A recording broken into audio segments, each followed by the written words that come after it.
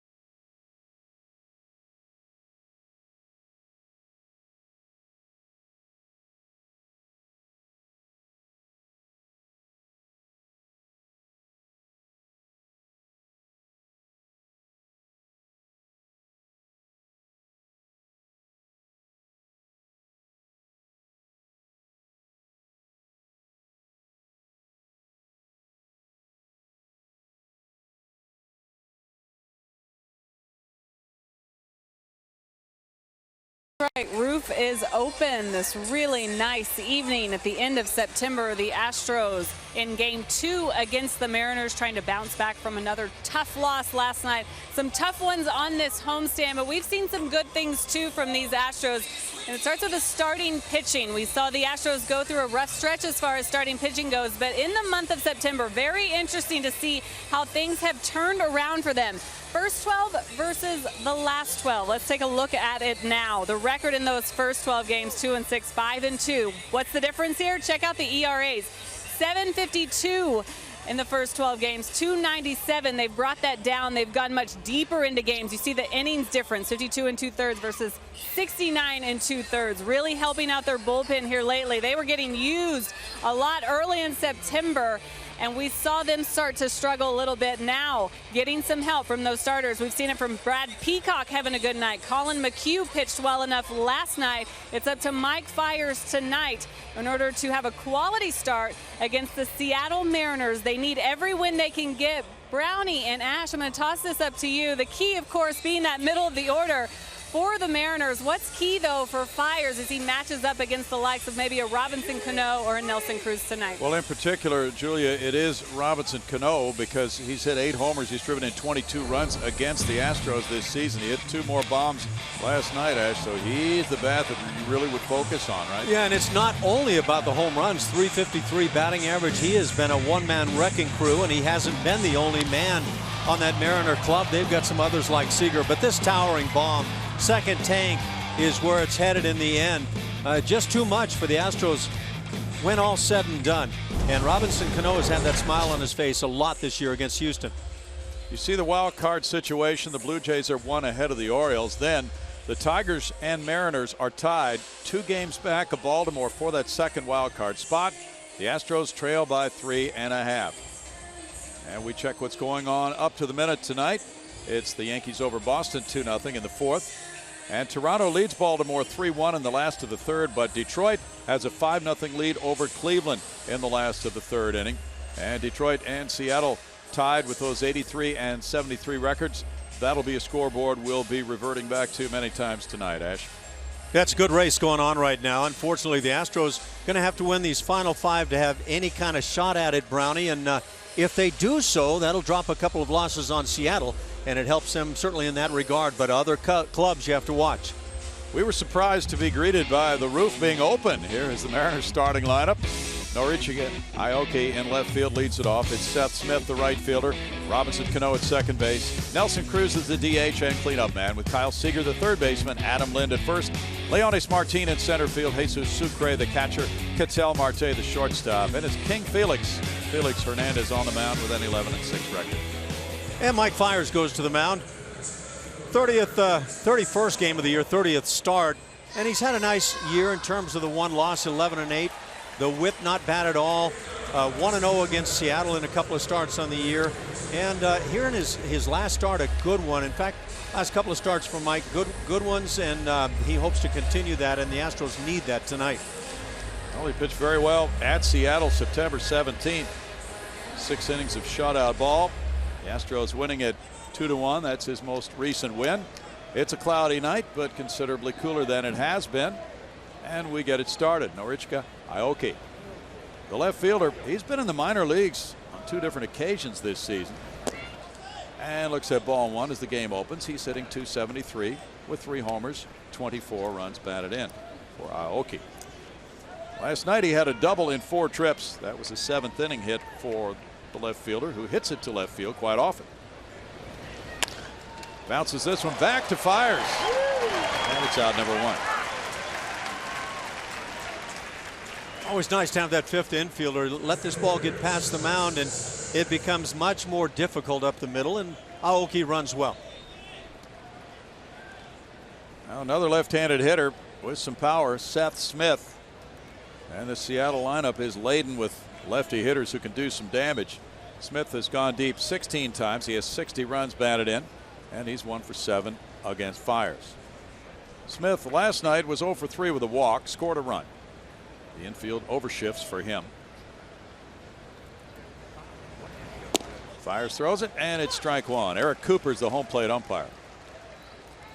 Fiers 1-0 lifetime against Seattle. Smith doing almost all of his damage against right-handed pitching. He smacks this line drive to center field. Maresnik tracks it down. Well, you can see Jake stalking. He puts the eyes down, and as he came on hard, this ball might have fooled him a little bit as he caught it kind of deep on the body. Watch this line drive hang, and Jake coming on, and the glove kind of back almost the depth of the chest as he is able to make that play. Eventually, in the end, had to dart toward right field. Now with 2 outs, it's Robinson Cano, who had another big night last night with 2 homers and a double. 298, 35 homers, 94 runs batted in, and he's hit .515 with 6 homers at Minute Maid Park. Cano looks at ball 1. Cano is 2 for 6 with 2 homers in his career against Mike Fiers. He's had quite a road trip, going 9 for 17. The Mariners started in Minnesota before coming here. That's flared toward the left field line. It's dropping in for a hit for Cano, and deep into the corner it goes. Tony Kemp over to play it. Opposite field double for Cano, his 32nd double. Something you cannot debate. When you hot, you hot. And that's what Robinson Cano is once again. Okay, he hot. 2,203 hits for 1,000 games at second through his first 12 seasons. First all-time, first in total bases, first in doubles, first in runs batted in. First 12 years at second base. And now it's Nelson Cruz, 4-game hitting streak for the DH. And he too can drive the ball. He's 4th in homers with 41 in the American League. He has 101 runs batted in. And Cruz is playing with a left wrist that's painful. But he hit 2 homers 2 nights ago And the second one came after that wrist injury in Minnesota. Last night he had 2 hits and drove in a run. I'm going to bet that home run swing after the wrist injury didn't hurt a bit.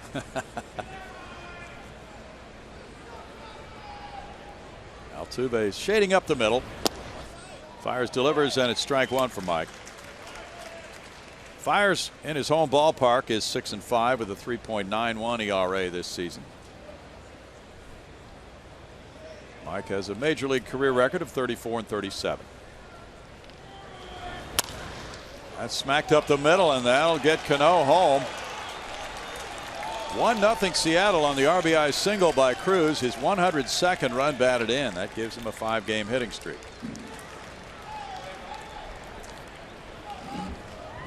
Those doubles pay off. Doesn't matter when you get them. And a tough pitch from Mike Fiers, maybe out of the strike zone, but finding the gap is a big RBI man, Nelson Cruz.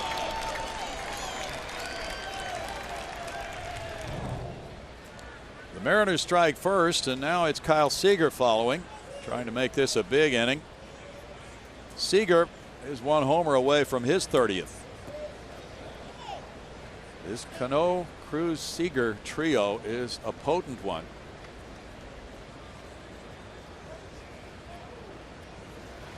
More than 100 home runs among the 3. There's strike 1 to Seager. He's driven in 96. And with Cruz now at 102 runs batted in, Cano at 94, Seager at 96. This trio will match up very well against some of the best in baseball. Then you throw in Adam Lind, though he hasn't hit for a high average, driving in runs, 20 home runs. As by a diving first baseman Gonzalez. Here's the throw from Altuve back to first, safe. Quite a try as Altuve is all the way up the right field line after that throw, but Seager is on with a single.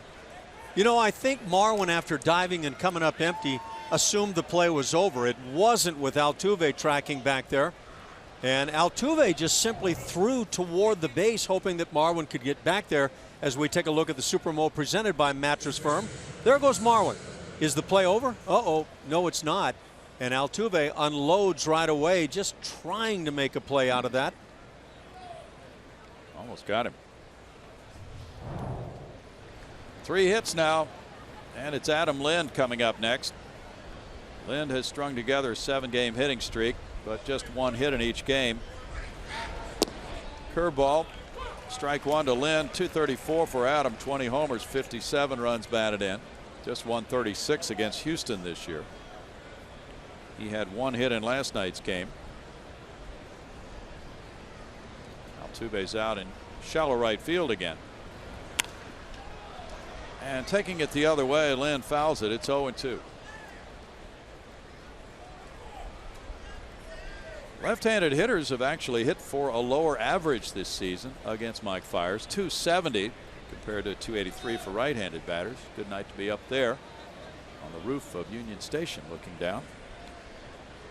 Next to last home game of the season for the Astros. In the dirt, Jason Castro keeps it close. It's 1-2. Does so with a very nice blocking form.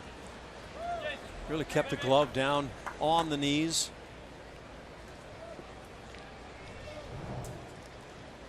There's been a lot of focus kind of recently on this, but that was beautifully done by Jason.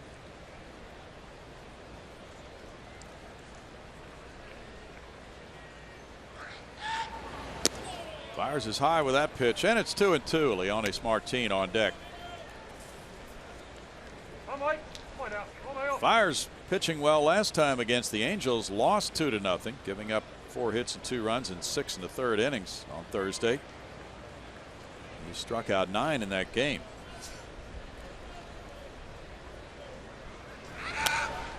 Fouled away. Still 2-2 to Adam Lind. In Fiers' 29 starts, the Astros are 17-12.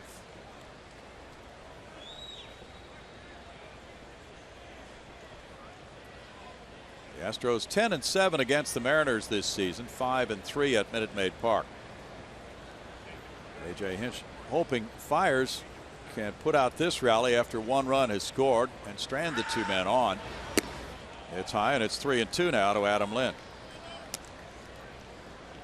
Lind has walked just 26 times this season.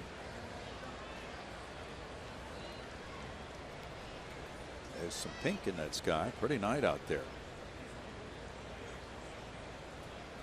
Supposed to have the international space station running by around 8:30ish. Interesting.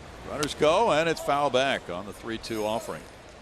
Well, we'll watch for that. 8:30, you say? I think at 8:35, 8:37, somewhere in there. Okay, great.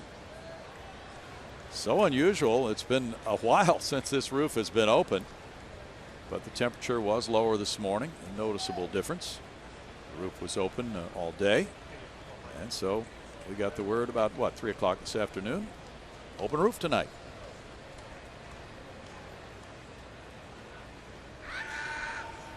Runners go, and he got him on a high pitch. Lynn strikes out. 1 run scoring on 3 hits with 2 men left. The Astros come up against King Felix Hernandez, trailing 1-0.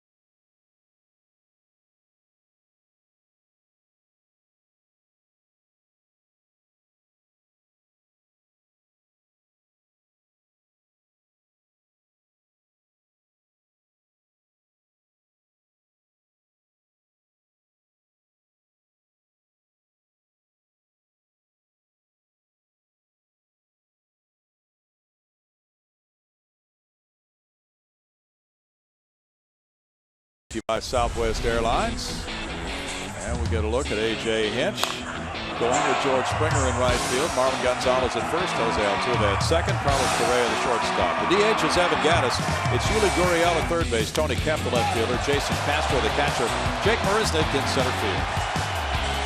And the king on the hill, Felix Hernandez, 30 years of age, 11-6. ERA is fine at 3.61. It hasn't been a great year, but a great outing last time out against the Toronto Blue Jays. No decision, 7-inning shutout ball, just a couple of hits allowed. That right on the heels of the Astros roughing him around. 5 earned runs over 4 1/3 innings in that one over his career against the Astros. Just 3 and 4 for Felix Hernandez. They've had some good games against him. George Springer leads it off. 7-game hitting streak for George. He takes ball 1. George has put some really nice games together during that 7-game stretch. 260 for George, 28 homers, 79 runs batted in, hitting .452 in the last 7. And that's away for ball 2. It's 2 balls and no strikes. Springer is 1 for 10 in his career against the 30-year-old Felix Hernandez, a 6-time All-Star who won 18 last year. He's the all-time win leader on the Mariners franchise history. Ooh, he had some downward action on that one, and it's 2-1. That big-time velocity is not to be found much of the time anyway for Felix Hernandez, but he relies on that kind of movement and location. Springer was 2 for 5 in last night's game. He chops that one foul. George had a hit in 7 straight at bats. He was 1 hit shy of tying the Lance Berkman club record of 8 straight at bats with a hit back in 2008.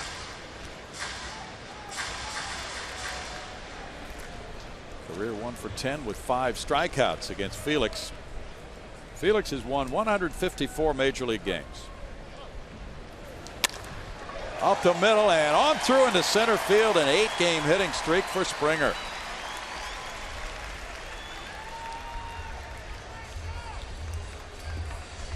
Taking a look now at our MD Anderson strike zone as we see George Springer attack the fastball at 91. And that pitch down and away, so you shoot it right back up the middle, and that's what gets you on hitting streaks. Not to mention putting the barrel right on the ball. Yes. He wants the signs again from third base coach Gary Pettis, with Marwin Gonzalez stepping up. The Astros first baseman at .252 with 13 homers, 49 runs batted in. He's hit .310 against the Mariners with 6 runs batted in. He's a career .306 hitter against Seattle with 11 home runs. Had 2 hits last night and drove in a run. That's ball 1. Left-handed hitters are managing a .253 average against Felix. Right-handed hitters .212. Jose Altuve's on deck.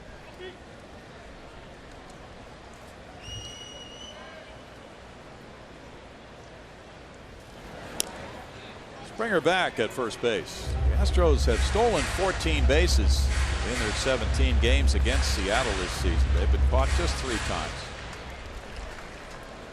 Jesus Sucre is the catcher. He recently has been paired with Felix Hernandez. That's gone very well. Out to center field, chasing Martin back a few steps. 1 out.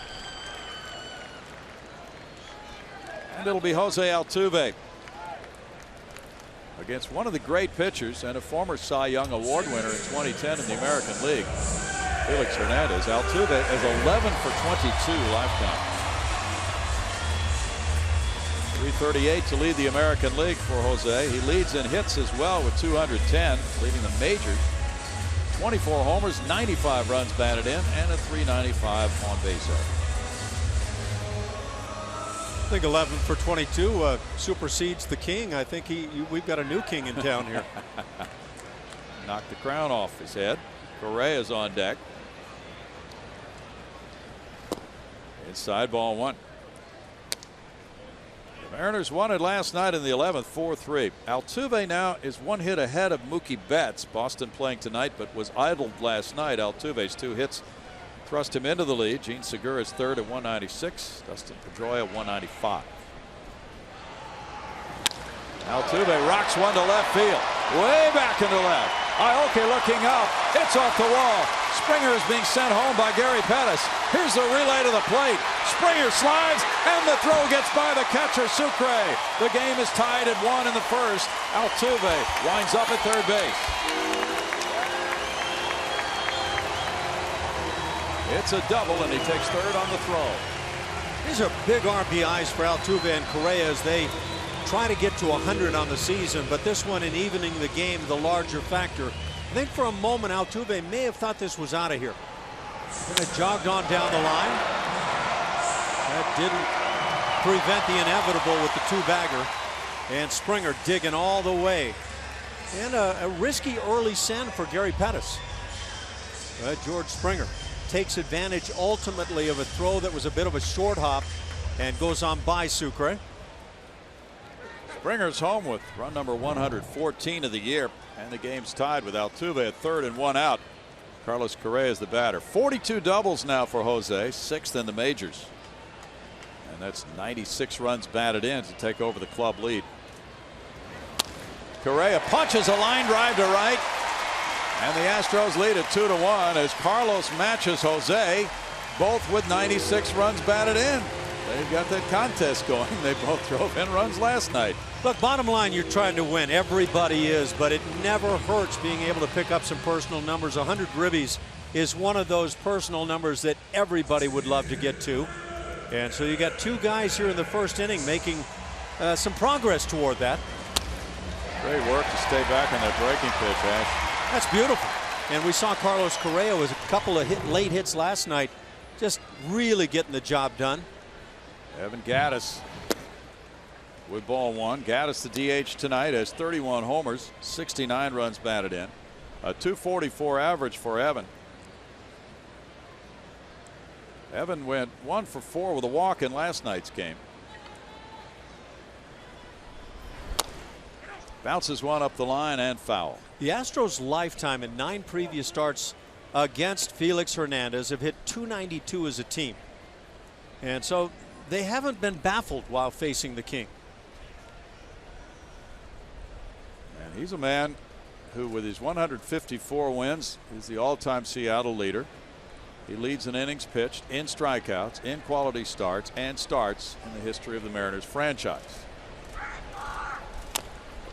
Little bouncer rolls out toward Marte, the third baseman. Seager can't barehand it and make a play, and Gaddis has an infield hit.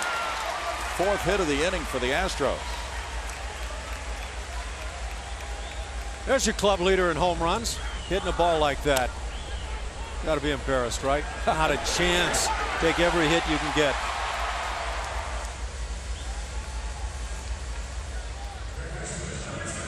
Well, very tough play for Seager, and he's a good third baseman. The Astros continue their hitting ways against Felix Hernandez. Yuli Gurriel comes to the plate. Gurriel carrying a .259 batting average. He's been batting second quite a bit of the time. Now dropped down in the order. And ground ball to shortstop. Here's Marte shoveling. Cano, the middleman, on a 6-4-3 double play. The Astros grab the lead here in their half of the first inning with 2 runs, 4 hits, and a man left. It's 2-1 Houston after 1.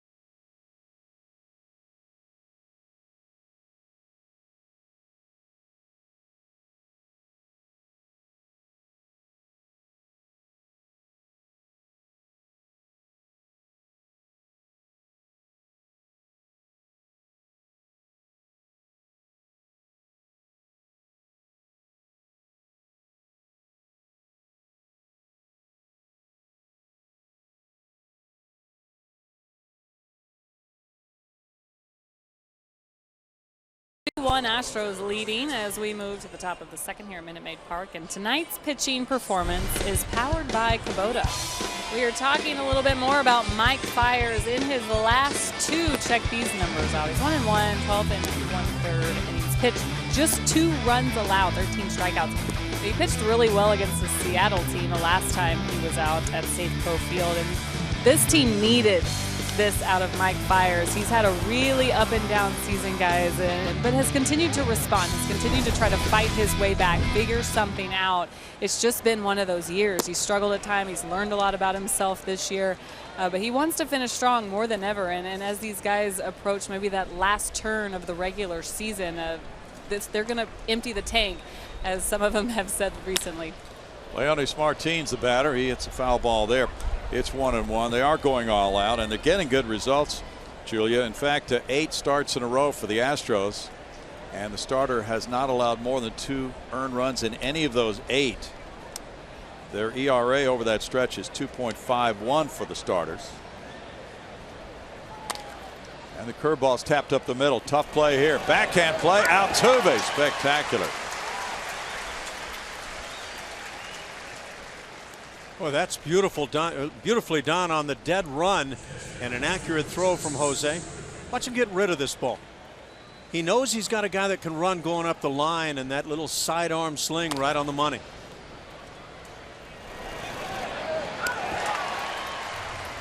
That kind of a play with the range required, Ash, and then reaching down low and throwing across the body on the run.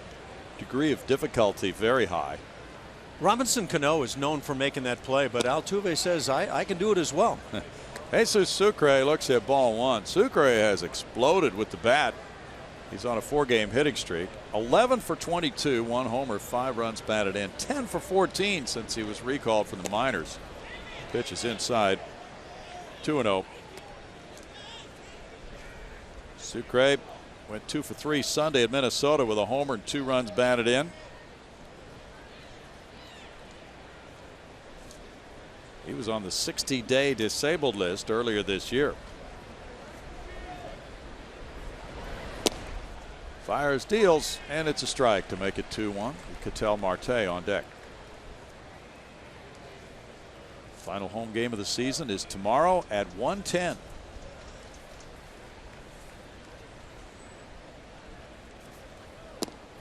Fires, gets a strike call, and it's 2-2. The big lefty James Paxton will take the ball for Seattle tomorrow against Doug Fister, the former Mariner, who's won 12 for the Astros.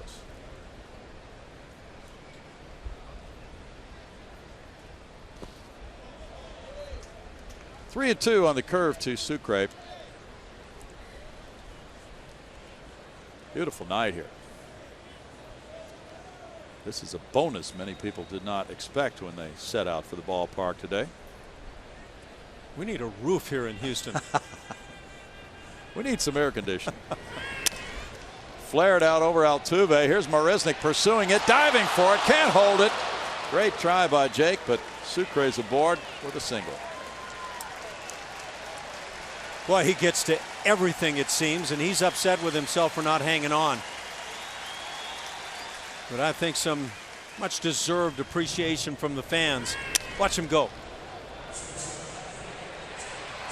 He really covers ground. He had the glove on it. Perfectly timed his dive. I thought the ground could not create a fumble. It did. It prevented a catch. It's still hard. Ketel Marte, the batter. There's strike one to Marte, the shortstop with a .258 average. 1 homer, 31 runs batted in for Marte. He's hit only .227 this month. He was 1 for 4 with a walk yesterday.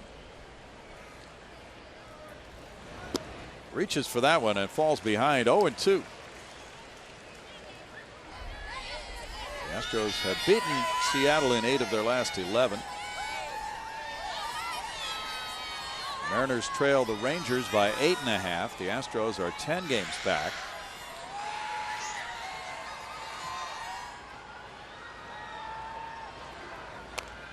Foul ball. The Texas Rangers trail tonight at home against Milwaukee 2-0 after 1.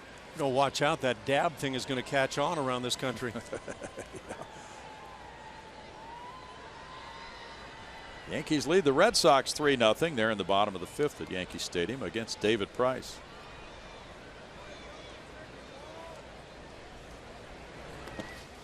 That's the block by Castro. He keeps it close, and it's 1-2. Ooh, very nice work now by Jason.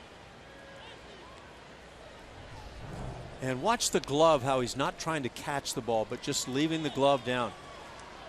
If you can pin it on the ground, you bring the body in even, well, as ideal a position as you can get. But boy, he's ironed things out here the past couple of days.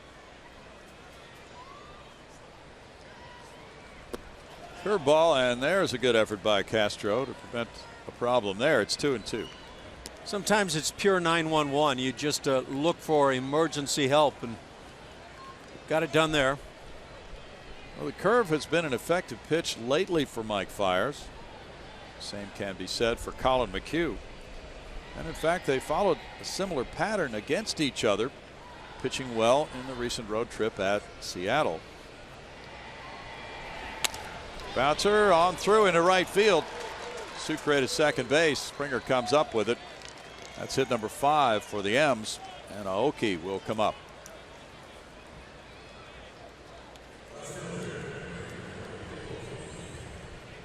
Nori Aoki grounded back to Fiers, leading off the game.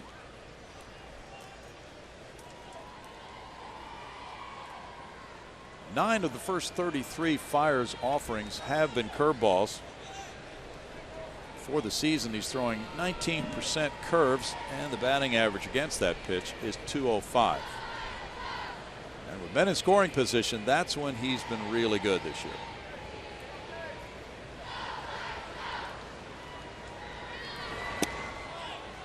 In for strike one to Aoki with Smith on deck. You're right, though. The last couple of starts and good ones, Seattle and LA, That curveball was a huge impactor for Mike. That's how things are going so far.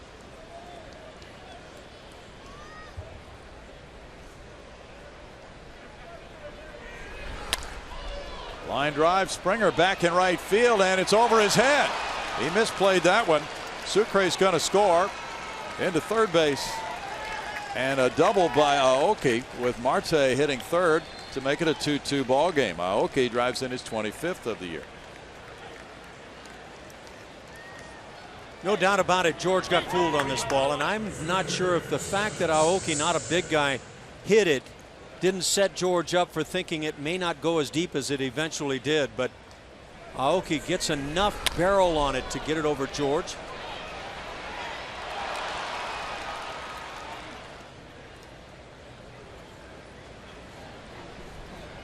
That's hit number 6 for Seattle already. In this 2-2 game, Seth Smith, who lined out to Marisnick in center, comes around for the second time.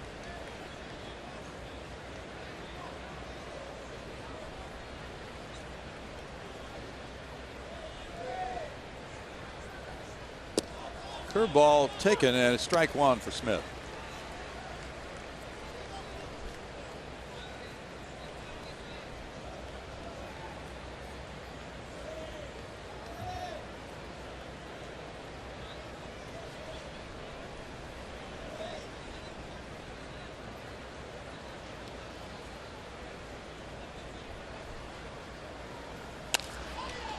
Fastball goes up in the air. Here's Marisnick with a runner tagging at third. Catch there by Jake. And here's the throw to the plate on Marte. It's cut off. Relay to third base. The run scores. They get the out at third. And that run did come home to give Seattle the 3-2 lead before the third out was turned in at third base on Aoki. Seattle 3, Houston 2 in the second.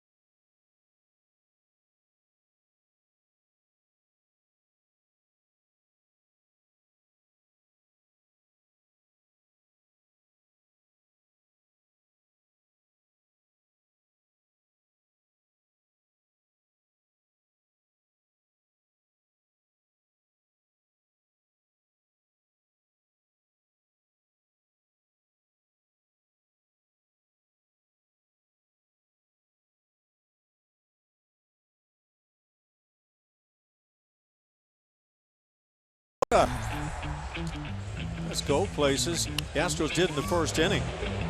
You got this shot from Seattle where Jose Altuve gets the knock, and then Jake Marisnick, the double down the line. That played some. The Astros obviously having success against Felix Hernandez. We've talked about some of the numbers, but you can go right through the order.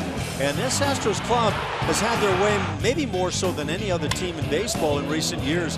Evan Gattis, the long ball. And they've started right at it, 2 runs in the first. 3-2 game now as Tony Kemp takes a strike, leading off the home second inning.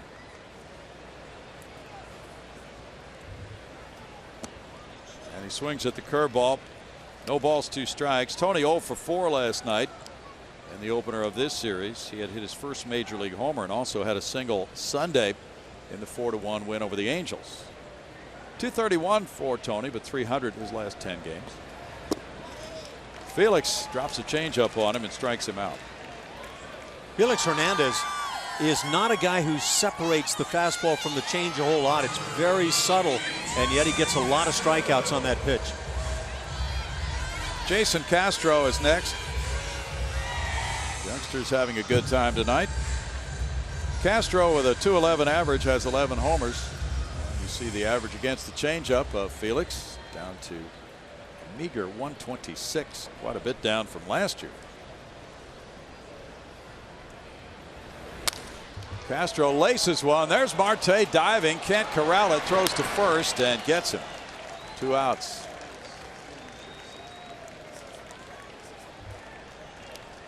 Jake Marisnick will follow. The Astros released a statement. It's a very unfortunate day regarding groundskeeper Michael Richardson. We'll get to that after this.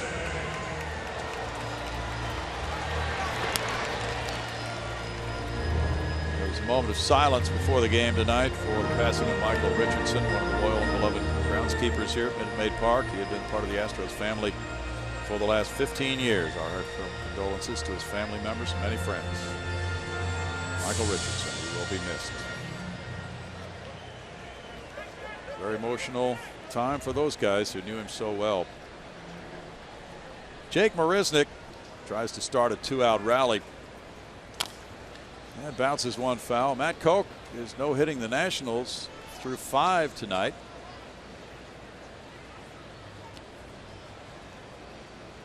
Arizona leading it 2-0 at Washington after the 5th inning.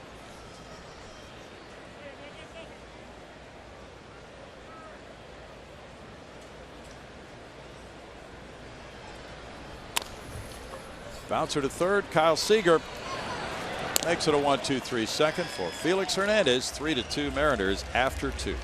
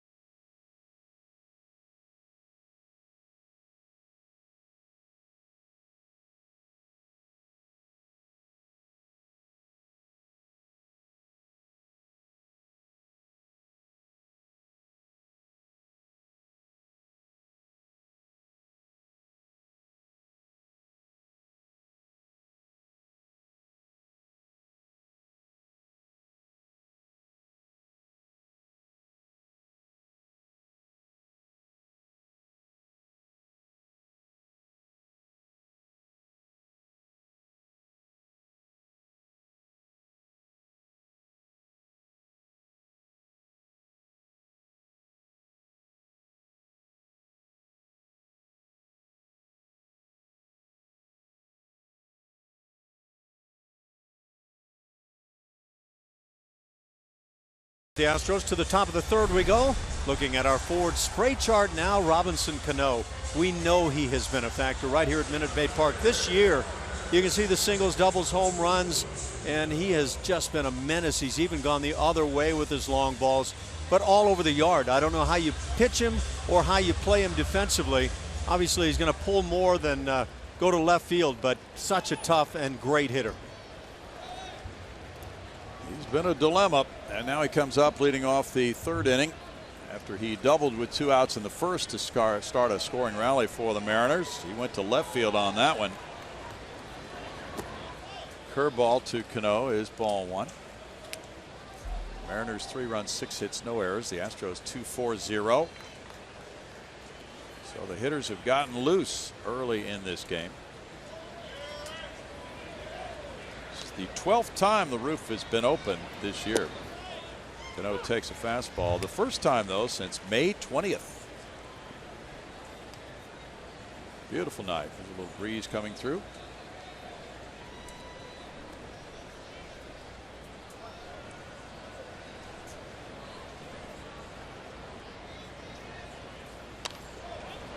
Foul back, and it's 1-2. And with this beautiful night underway, a 3-2 ball game, Brianna Carbonell joins us.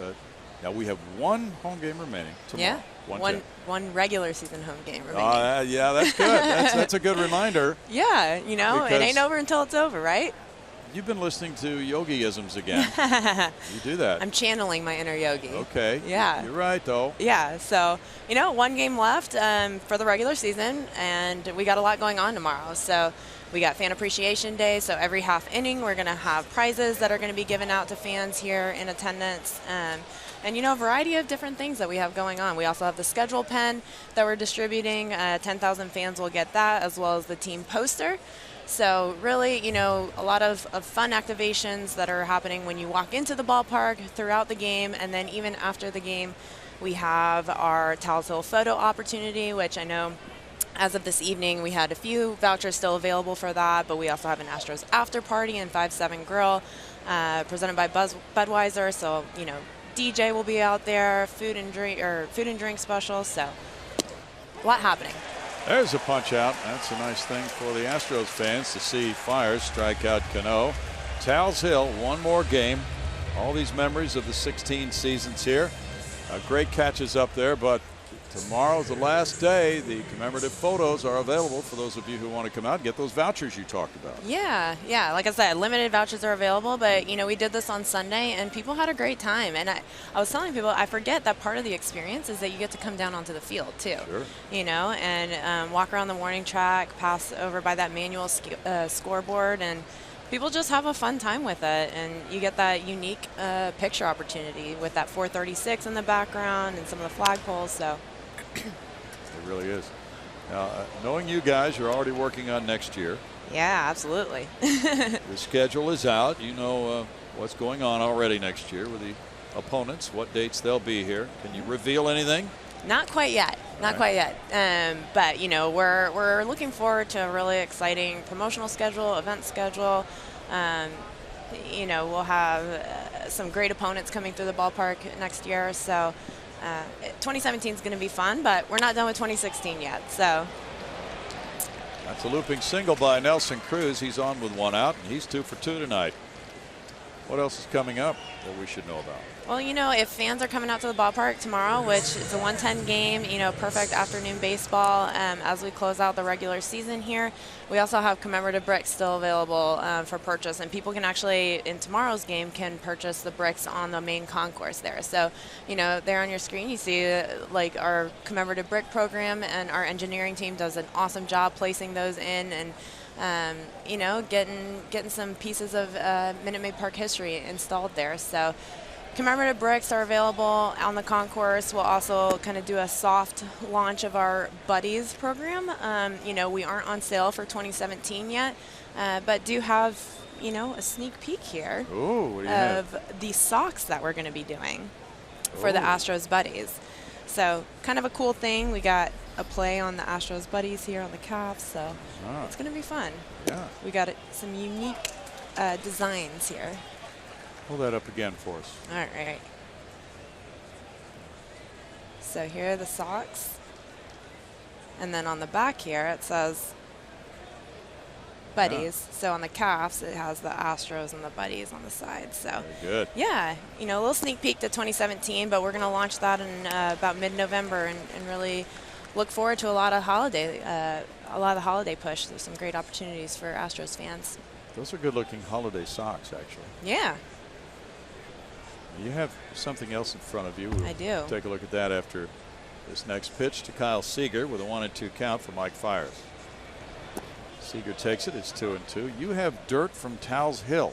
Yeah, so we have select samples of these 3.4 ounces of Tal's Hill dirt that fans can purchase through our Authentics department. So if you're here at the stadium tomorrow, section 156 is where our Authentics stand is located, but then you can also email authentics@astros.com, and they'll give you kind of a whole rundown of everything that we have going on that are available for Authentics.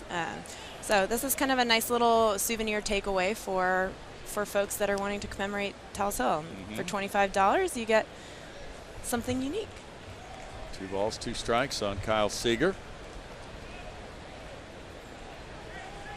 Well, things are very interesting in this series. Both these clubs still in it. One more game tomorrow. There's a lot to process as you come out to the ballpark tomorrow. Yeah, that's definitely true. And you know, like I said, it's not over till it's over. So we still got a chance. Another battling Astros club displaying itself last night, but losing in extra innings, and that's what these guys do. They play hard right down to the end. Absolutely. They never give up. That's one thing you will never doubt about this team, is that they will never give up. In the air to left field, Tony Kemp. That's out number 2, and Adam Lind will follow. Yeah, it's kind of interesting with both of these 2 teams pretty close in that wild card situation, so there's every chance they could knock each other out of it, but the Astros still have a chance by winning tonight and tomorrow to be in a position of being alive in the situation, going to Anaheim over the weekend. They'll be off Thursday, but 3 games remaining with the Angels. They had dominated them until the Angels came in here and won 3 out of 4, and they'd love to continue that dominance on the West Coast. Yeah, let's go back to that 11-1 that we were in the front of the season, right? Okay. With the Angels, but it's a few crucial games coming up here. Adam Lind takes, and there's strike 1 for Mike Fiers. It's amazing how a 162 game season can still go down to the final day. I was just thinking the exact same thing. You know, you work day in and day out, and then it comes down to that last week or that last game, and it's the beautiful thing about this sport. Foul pop. The infield was shifted around, but that ball's out of play anyway. 0-2.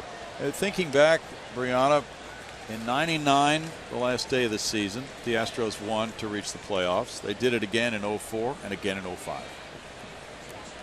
In 2001, they were playing the Cardinals the last day of the season. They had a playoff berth clinch, but they wound up winning to clinch the division that year, so there was something on the line there too. So it's just been quite often, in fact, in recent years, that good things have happened.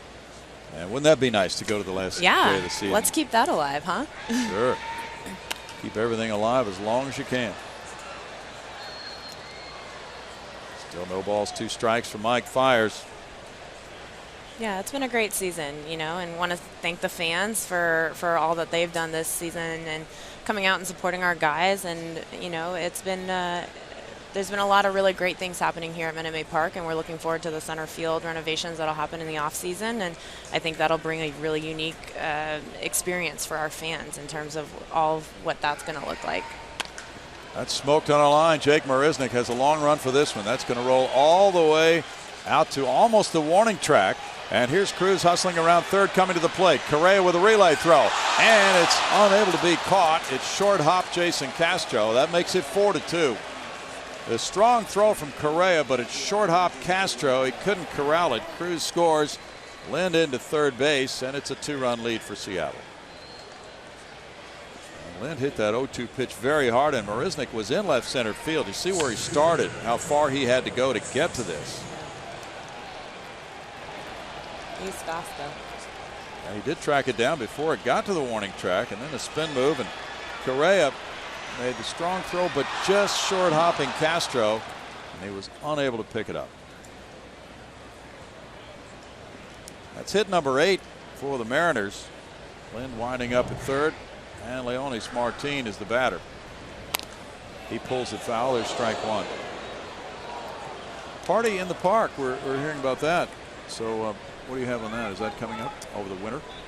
Ah, party in the park with our special events team definitely has a lot of really great opportunities for fans or for any kind of function that you guys have going on in the off season, whether it's a holiday party or, you know, a meeting or a gathering or a conference or a convention, whatever it may be. There's a lot of really great spaces here at Minute Maid Park. So our special events there has a great package that you guys can all look at. Party right down here. Yeah. We're not just a baseball facility. 1-2. Well, concerts here last winter, right? Yeah. There's a big concert. Yeah, yeah. And That's why I think the Tal's Hill renovation did not take place last year. Plus the possibility of the playoff games extending. Exactly. It's going to be a tight timeline, but we got all the right people in place to make sure that it stays on track, and we're ready to play some baseball here. Yeah, that's some under pressure construction for not only the development in center field, but also the new spring training ballpark at West Palm Beach. Yeah, that has been quite a project, and I think it's going to be a state-of-the-art facility. And I know a lot of people have been working on that project. You know, from website development, from ideation and creation of what the locker rooms will look like. We want it to feel personal to our team and obviously the Nationals. So there's been a lot of hard work around that, and that's another one, that short timeline, gonna get it done and have a cool new spring training facility. Yeah. Martin grounds it foul with lefty Kevin Chapman up in the Astros bullpen now. Mariners swinging the bats in a sturdy fashion here, and they've already banged out 8 hits and scored 4 runs. So in a last week playoff type scenario, managers do operate differently regarding their starting pitchers and how long they're allowed to stay in.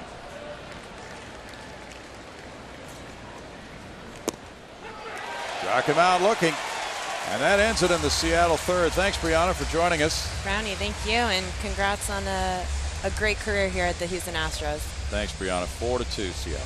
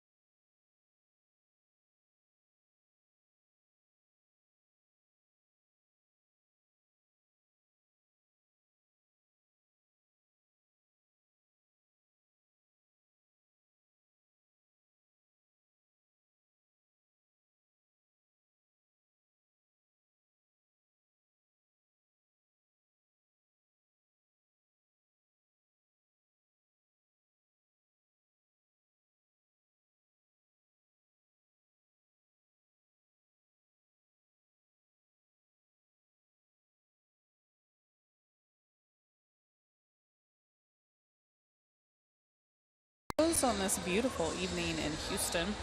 Astros fans, don't forget that we love showing your comments and reactions from Twitter during the telecast. Be sure to mention @RootSportsSW in your tweet for the best chance to see it on air. And I think we've had tweets coming in already today from those who are at the game, those who are watching it from home. Oh, that's me. Oh, it's you on the track. Oh, I was wandering around out there. I had to go say my goodbyes to Tal's Hill earlier in this. Oh, whoa, there I am again.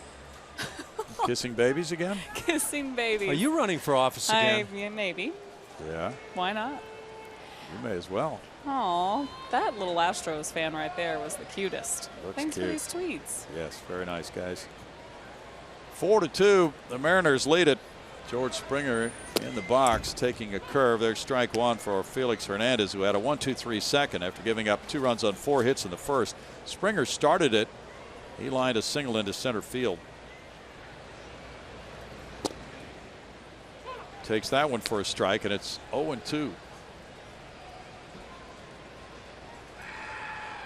King Felix had a rough start here in June of 2015. Lasted 1/3 of an inning, giving up 8 earned runs. 1-2. He was gone after 31 pitches in that game. Luis Valbuena ripped a 3-run homer off him, and Jason Castro took him deep with a 2-run shot. He got his 100th win here in 2013 in April of that year. Fly ball out to center field. Martin 1 out. Marwin Gonzalez follows. Marwin hit a fly ball to center field in the first inning.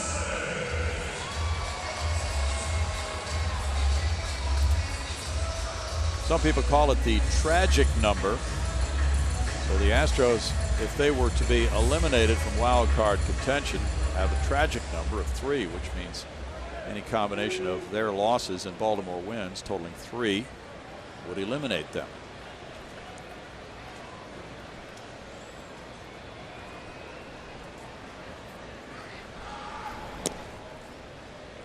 Ball 1, but with just 5 games to go, they still have life, and Baltimore is trailing at the moment 5-1 at Toronto in the bottom of the 6th inning. The Toronto club pushing hard also for a wild card spot. 1 ball, 1 strike. Yeah, that top spot has really narrowed up with the Blue Jays just a game in front of Baltimore. But you also have to keep an eye on the Tigers and these Mariners. Yes, very much so. The Tigers are winning. Marwin showing bunt, misses. It's a strike. 1 and 2. In fact, Detroit is in front of Cleveland now 6-0 after 5. So Detroit is tied with Seattle with records of 83 and 73. Both are 2 games back of Baltimore.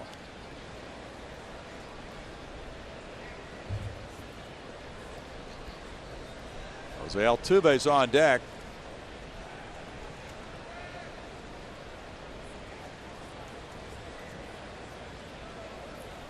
Around to bunt. Marwin is hit by the pitch. On the 1-2 pitch, a curveball. He gets hit. He pulled the bat back. And you explained either last night or the night before, if a batter swings at it and it hits him, it's a strike. Or in this case, if the bat had stayed out and it was deemed that he was trying to bunt the ball, that would be nothing but a strike. He did pull the bat back, and he got hit by the pitch. That's the 10th hit batsman for Felix Hernandez. Jose Altuve ripped a run-scoring double to left center in the first inning, and he came around to step on home plate. So Altuve now comes up at 339. He began the night with a 17-point lead over David Ortiz and Mookie Betts, 338 to 321.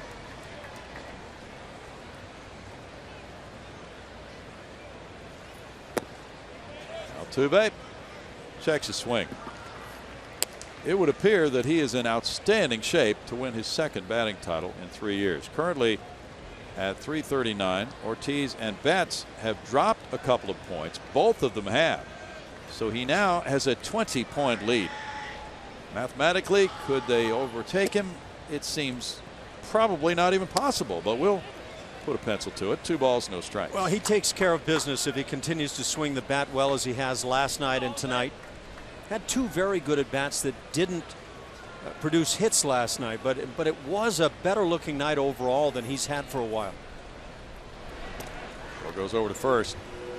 Although, as we talked last night, he is not focused on the batting title the way he was in 2014 when the Astros were not in contention. It's a totally different feel for him this year, he said.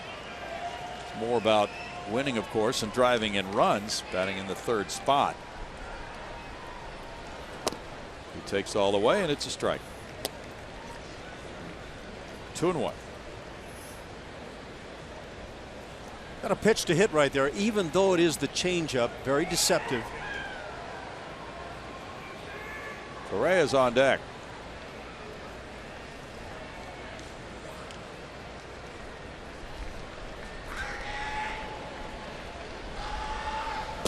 Altuve takes it. 3 balls and a strike. Watch this change just keep running in and off the inside edge. Altuve and Correa, both reaching 95 runs batted in last night, became the first American League second baseman and shortstop combo to have 95 or more in a single season since 1950. Bobby Doerr and Vern Stevens with the Red Sox.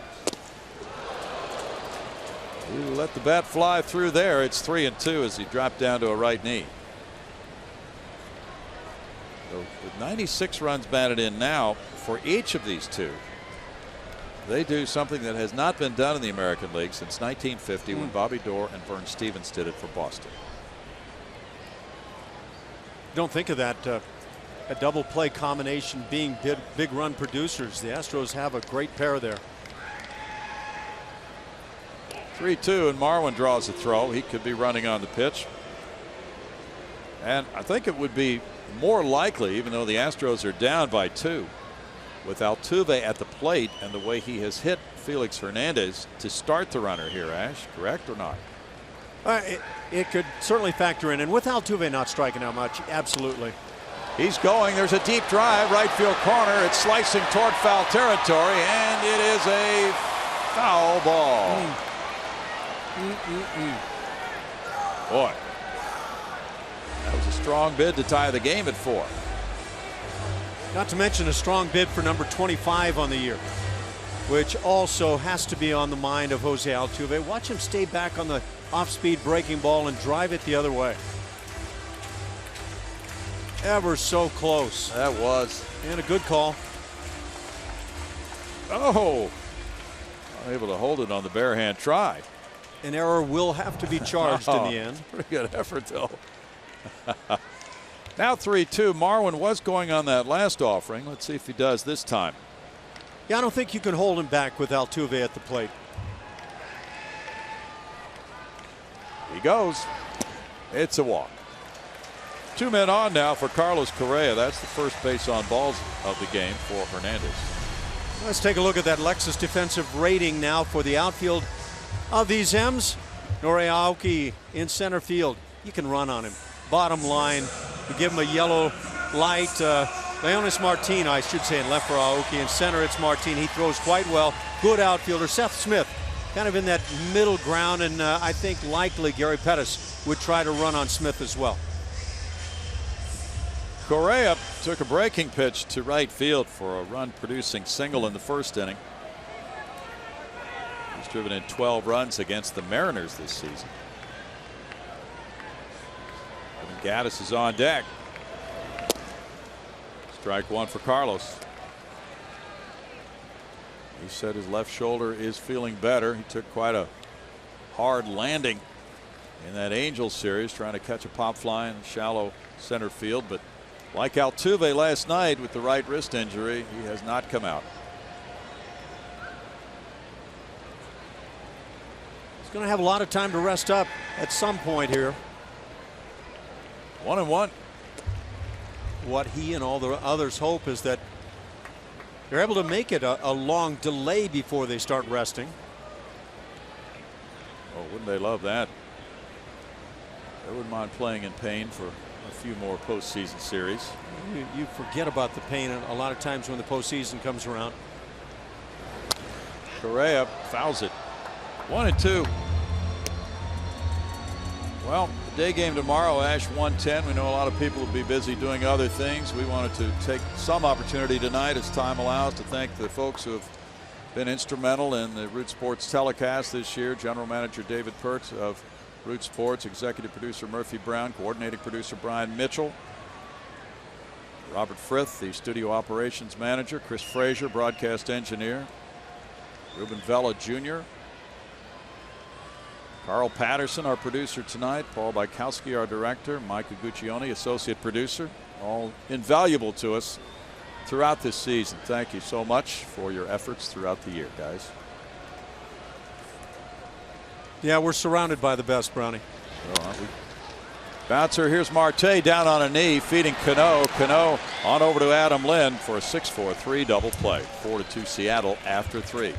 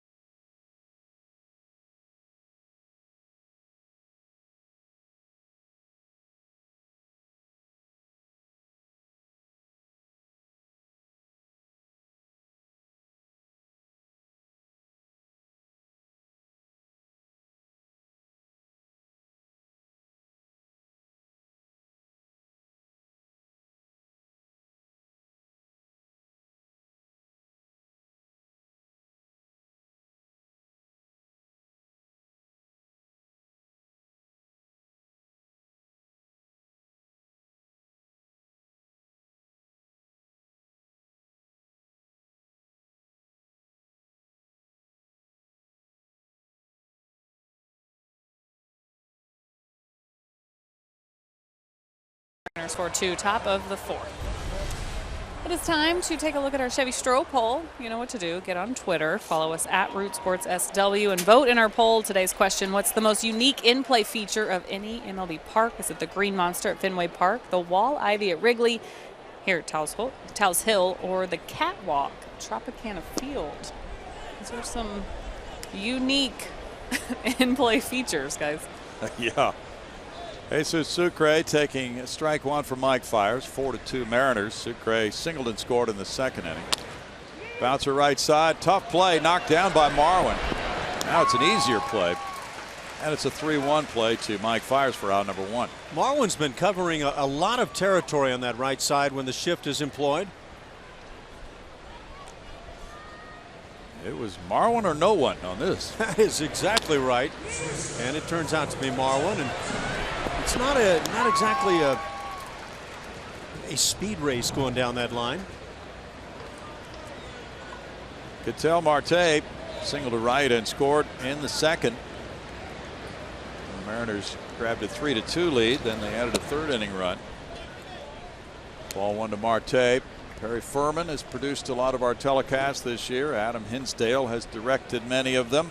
They have been terrific. Thank you guys for your fine work. 1 ball, 1 strike.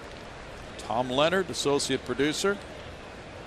Alan Ashby, Jeff Blum, Julia Morales. Tremendous job, guys.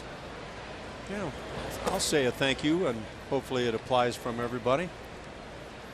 2 balls and a strike. We have such nice fans, Ash. We do.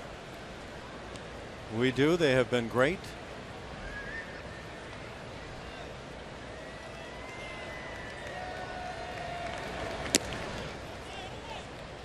But I think everybody would like to extend a big thank you to you as well. We've got one more to do, though. We're not going to let you off that.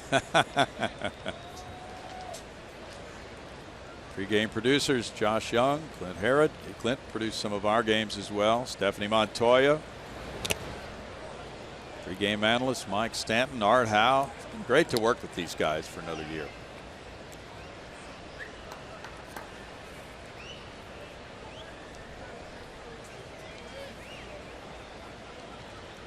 Also many thanks to the Astros media relations staff. Gene Dias, Steve Grand, Chris Pexoto, Dina Propus.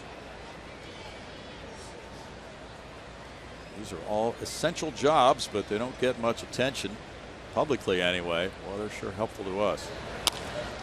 That's smacked out toward Jake Marisnick's territory. 2 outs. And Aoki will be next. Oh, wow. That's Bruce Geetson there. That must be, who knows what year that was. I see the Astrodome back behind there. This is ancient stuff, Ash. What were you hosting that night? Was that the Academies? No, it was not, and I couldn't begin to tell you what that was all about. Black tie affair, and you're looking pretty dapper. Back in the HSE days. Ooh. Curve, strike 1 to Aoki. Bobby Forrest and Lowell Matheny are our facilities guys here. Greg Hall on the phones and internet. Ken Deininger, Ray Cantwell, Joe Lowy, Larry Meyer, Tyler Benjamin, Brent Shadowin, Joseph Joplin, Ralph Romano, Greg Johnson, Philip Barrett, mentioned Ruben Vela. All very helpful to us on the telecasts again this year. Thank you, guys. 1-1. We had a chance to gather many of the folks on the crew out in front of Tal's Hill about 3 o'clock this afternoon for a photo. That's a rare opportunity. And our last one, of course, to get that kind of a shot. There'll be a $15 million project going up in center field, as we heard earlier, for next year. 1-2. So fans will be able to go out, grab some food, maybe a drink, watch the game from field level behind the fence, which will be running approximately where that warning track is right now, about 409 feet away from home plate next year. Catch an occasional home run to straightaway center. Yeah. Well, and there they were today, gathering the Root Sports Southwest staff, saying goodbye to Tal's Hill. Some nostalgia this afternoon at Minute Maid Park.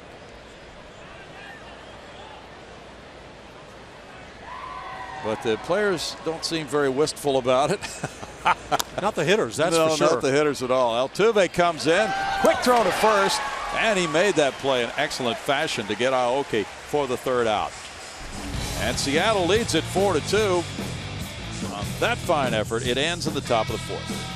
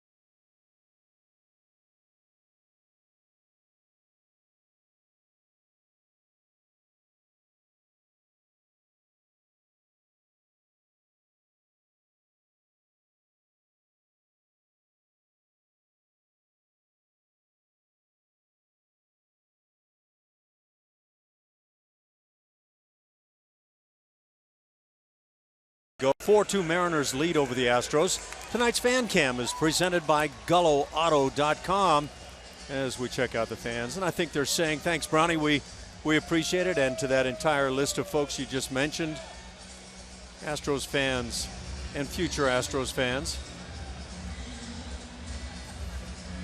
Great bunch of people living in Houston, Texas, Ash. Certainly. And all around. We hear from people all around. You and Blummer and Julia do get that opportunity on the road during your travels to meet a lot of fine folks who watch Astros baseball in other cities. Yeah, we see a lot of the Astros fans coming out to the ballpark everywhere we go. Evan Gattis with the Astros down 4-2 takes ball one. He reached on an infield hit in the first inning when the Astros got two off King Felix. Since then, he is not allowed a hit. Mariners have turned two double plays.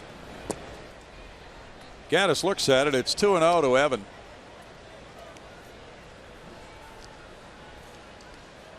Our TDs, Damon McGavick, Bill Bradley, and Perlmutter have been terrific this year. They're the ones who execute the director's commands in the production truck.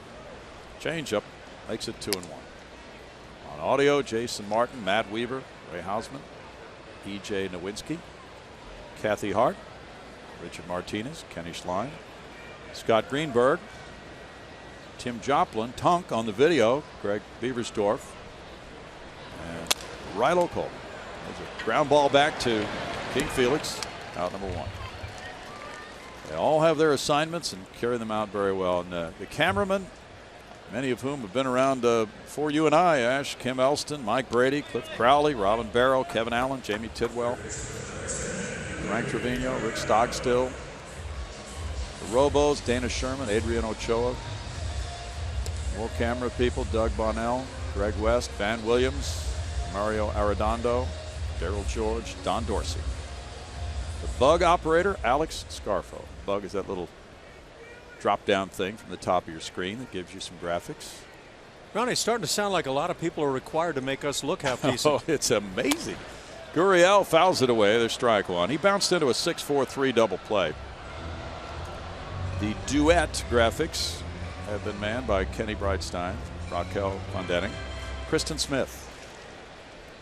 EVS are replays. Jerry Blancas, Margaret Krause, Brad Mitten, Jason Finelli, snapper.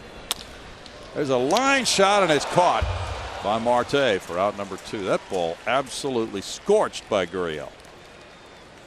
Might have been rising by the time it got to shortstop.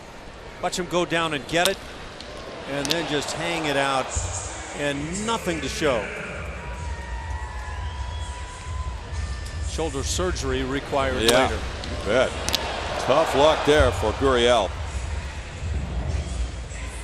Tony Kemp struck out in the second inning. Tim Paris on the EVS and Jessica Joplin. We thank them for all their help on the telecast this year. Fly ball out to center field, measured by Martin. To end the fourth inning with the score 4-2 Seattle.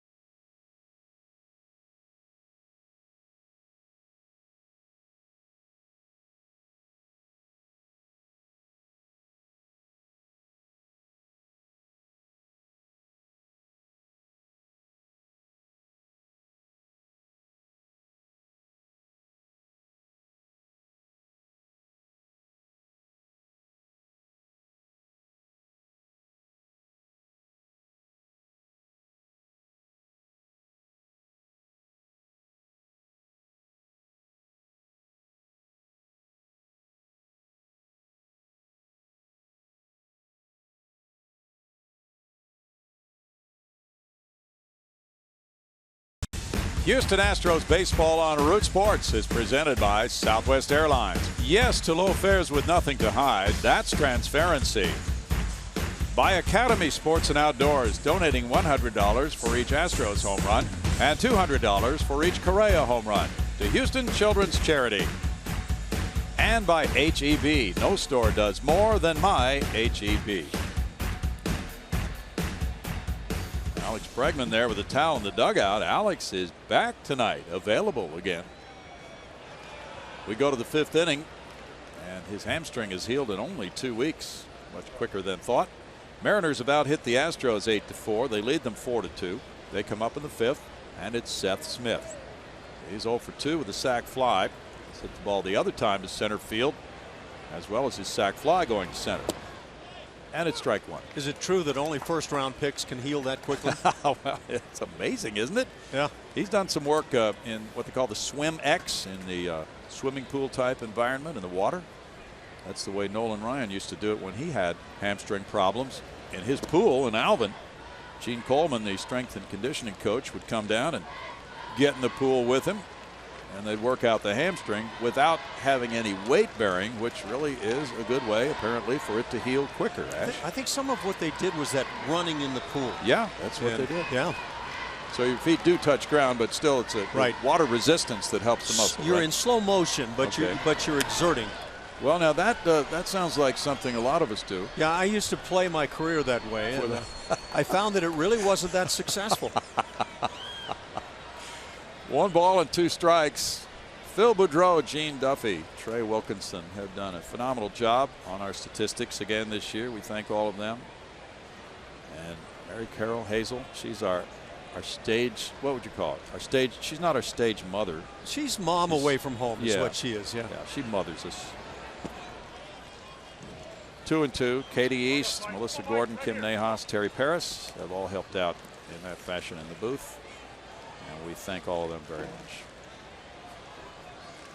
And some people have dropped by, Ash, who will not be working on the telecast tomorrow because they're not scheduled to work, but it was great to see them come by and say farewell to another season. Yeah. Cold foul. How'd you feel about this final season? Did it move rapidly for you? And it moved very rapidly. It went, you know, all the years have gone by. Well, what do you think? You were a player when I came here in '87, and it just does not seem that long ago, Ash. Yeah, well, I guess there are different perspectives on that, but as are there on a season. A ball is dropped, and Gurriel recovers and gets Smith. Well, you had a few different careers in that period of time. Well, you know, it's true, and fortunately, one of those included working with you, Brownie, and it's been spectacular. And if ever there's a chance to learn on the job, I've had that opportunity, and I appreciate it, and thank you. Well, and I've learned so much from you, and you're going to be back together with Blummer for the last 3 games in Anaheim over the weekend. So it'll be a while before I see him again, but he knows. You know, we all feel the same way about him. And Julia, of course. Robinson Cano has doubled and struck out looking. And Bart Ennis did some field reporting, of course, for us. When Julia was not here, she had some time off this year. Brett Dolan had some of that. And we thank all of them for their fine work. Strike one for Mike Fiers. A 6-month journey, really, from the beginning of the regular season to the end. That's a lot of time together. And baseball is such a great conversational sport, with the conversations not only that fans can have during games, but that we can have before games, during batting practice and prior to that. Really get a chance to know people well. You seem to forget all the stretching exercises back in spring training. Yeah. Yeah, it goes back a ways, doesn't it? And it's a lot of baseball.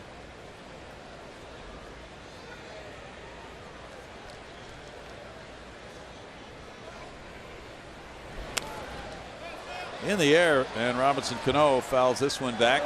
It's no balls, 2 strikes. Well, special thanks to Jim Crane, Reed Ryan, Jeff Luhnow for their leadership in this organization. Astros players have been just terrific. They understand their responsibilities to the media, to the public, and they execute them very well. A.J. Hinch and his coaches have been tremendous as far as being available to us. And Nolan Ryan, always great to see Nolan. There's so many people. Cheo Cruz. Check swing there goes Cano's way, and it's 1-2. You're talking about the PA announcer, Cheo Cruz, right? Yeah, he did a great job the other night. And speaking of that, Bob Ford. Snap it over his leg like Bo Jackson. Curb the anger, just go get some ice cream. It'll take care of things. Yes. Mike Acosta's done some PA announcing this year. He's the authenticator. And he does about 1 million different jobs in this organization. Curveball and strikeout of Cano. 4th strikeout for Fiers.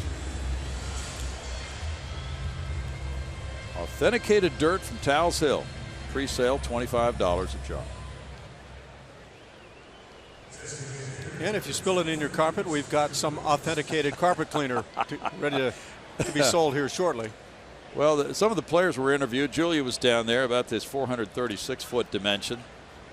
And I read in one story today, somebody calculated it's cost about 22 home runs to have 436 feet rather than 409, we'll say, in this ballpark this year.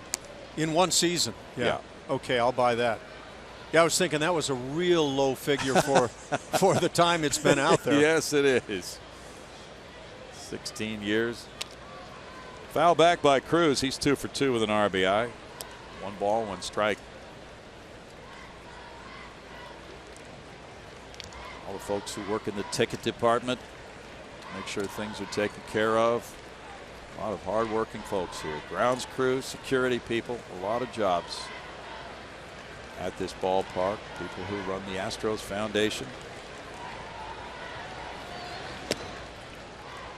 2 balls and a strike. Now, when you got to the big leagues for the first time after playing in the minors, did you have any idea how many people work for a major league club? Not a clue. Not a clue. Yeah, that's a really good question. I was keenly aware of the broadcasters and their impact because I grew up out in L.A. listening to Vin Scully and the impact a person like you can have on the public. But all the folks around there, no. What about you? You've got the best looking mustache in club history.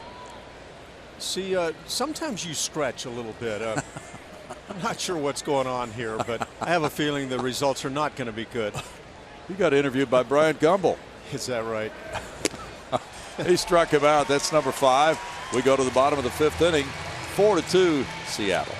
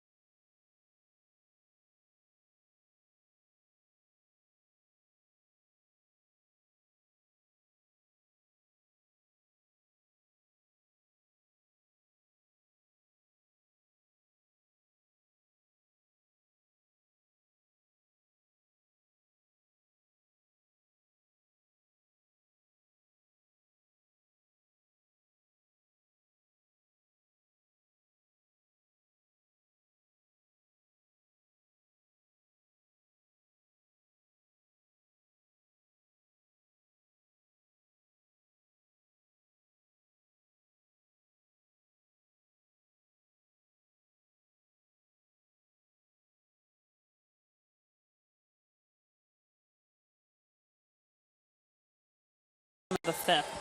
And come celebrate your birthday the Astros way. Cheer on your favorite team while throwing a birthday party at Minute Maid Park. For more info, visit astros.com or call 713-259-8996. Brownie and Ash, we're talking a little bit about Alex Bregman and his return. When will it be, and how fast he's recovering from the hamstring injury? And guys, he's dying to get back on that field. He's like any player, really, but he's really hoping to get a couple of games in before the year ends, really. He's hated missing this time. He's hated missing these really important games, and the team's been missing him.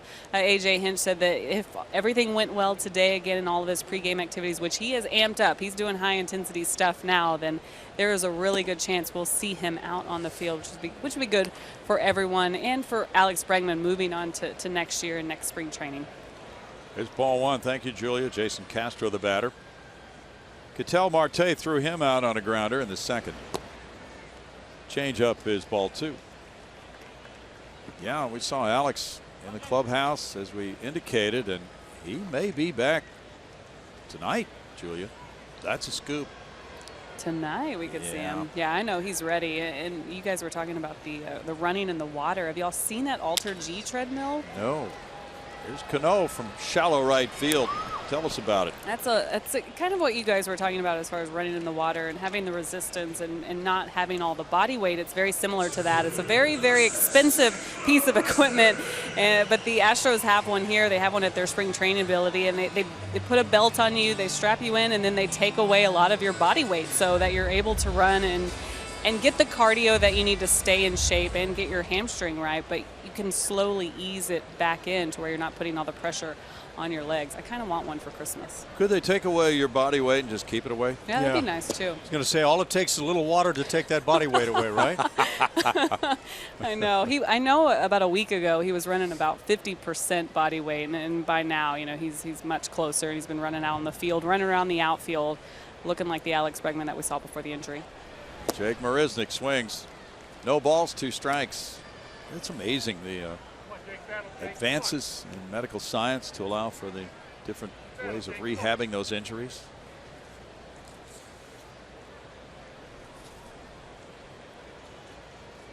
Kevin Chapman warming up again for Houston. Jake fouls it back. 0-2 to Marisnick. Felix Hernandez bearing down, shooting for win number 12 of the year with his club up 4-2. Gave up 2 runs on 4 hits in the first inning. That inning ended with a double play. In the third inning, he was in some trouble after a hit batter and a walk. He got another double play ball. It's 1-2. Detroit continues to lead Cleveland 6-0. They're in the bottom of the 7th in Detroit now.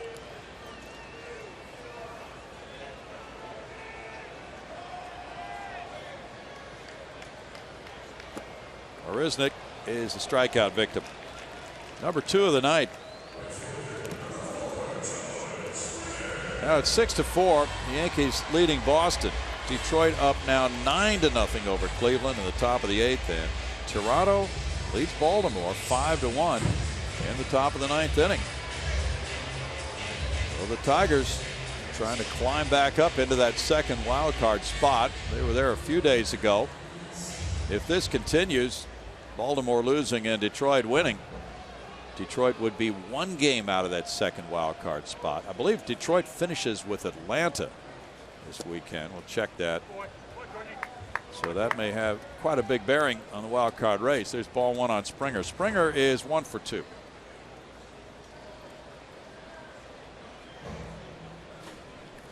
Cubs lead the Pirates 4-1 in the top of the 8th. They're shooting for their 101st win. It's 2-0. With Chapman working in the bullpen.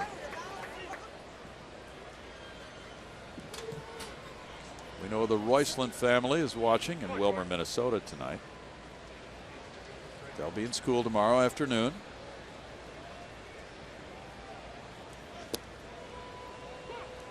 Two and one.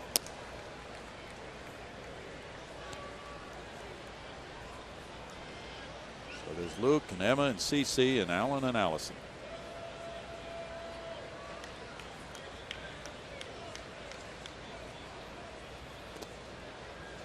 Three and one. Now Vince Scully is going to do a simulcast, Ash, in his final game on Sunday from San Francisco. So he will be doing both radio and television broadcasts in his finale. 67 years. Yeah, that makes for different listening on TV. Ooh. Good cut. 3-2. But Vin's done it a long time that way. Well, you mentioned you grew up listening to him. And now what is it going to be like if you've been living in Los Angeles or Southern California for the entire years of his broadcasting, and now next year?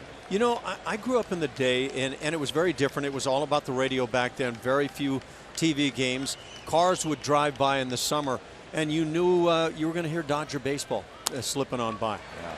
Poked into right field. Springer's 2 for 3. He has really put together a nice string of games doing exactly that. Yeah, he's using right field well back up the middle. Houston Methodist brings us our league leaders. And we're looking at the race for that top seed in the American League.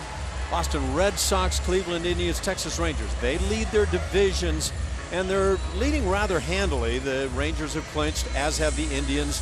Boston is yet to clinch, but 92 wins already and playing strong. And the Blue Jays really now in that battle with Baltimore to be one of the wild card slots. Marwin Gonzalez is 0 for 1. He was hit by a pitch last time up.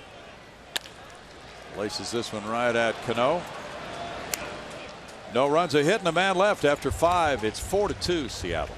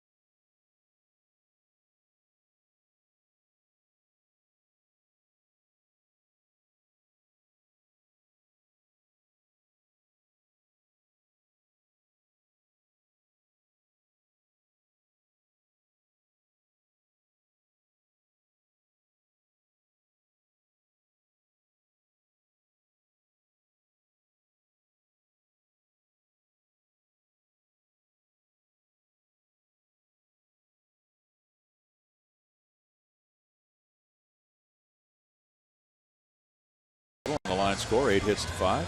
And Ash, greater coverage of baseball is brought to you by T-Mobile, showing you Carl Patterson said, name your 3 favorite Astros pitchers.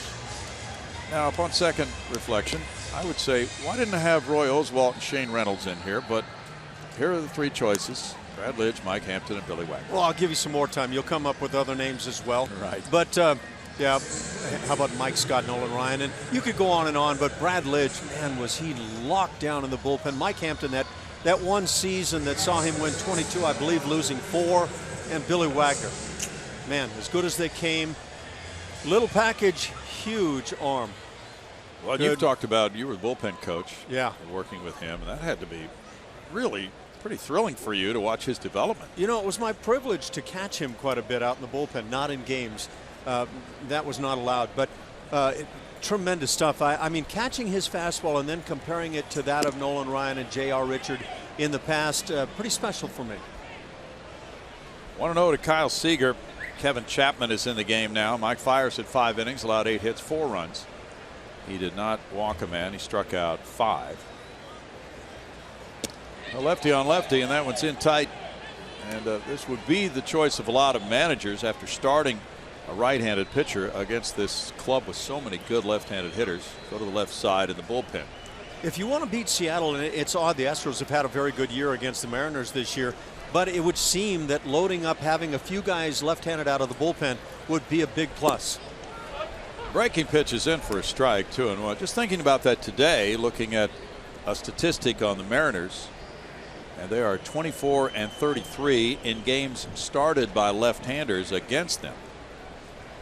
Yandel Gustave's warming up for Houston, so it would seem to be an edge to have a left-hander, and yet Dallas Keuchel, as you know, is on the disabled list right now, so the Astros can only use bullpen lefties to try to neutralize some of these fine hitters on the Mariners.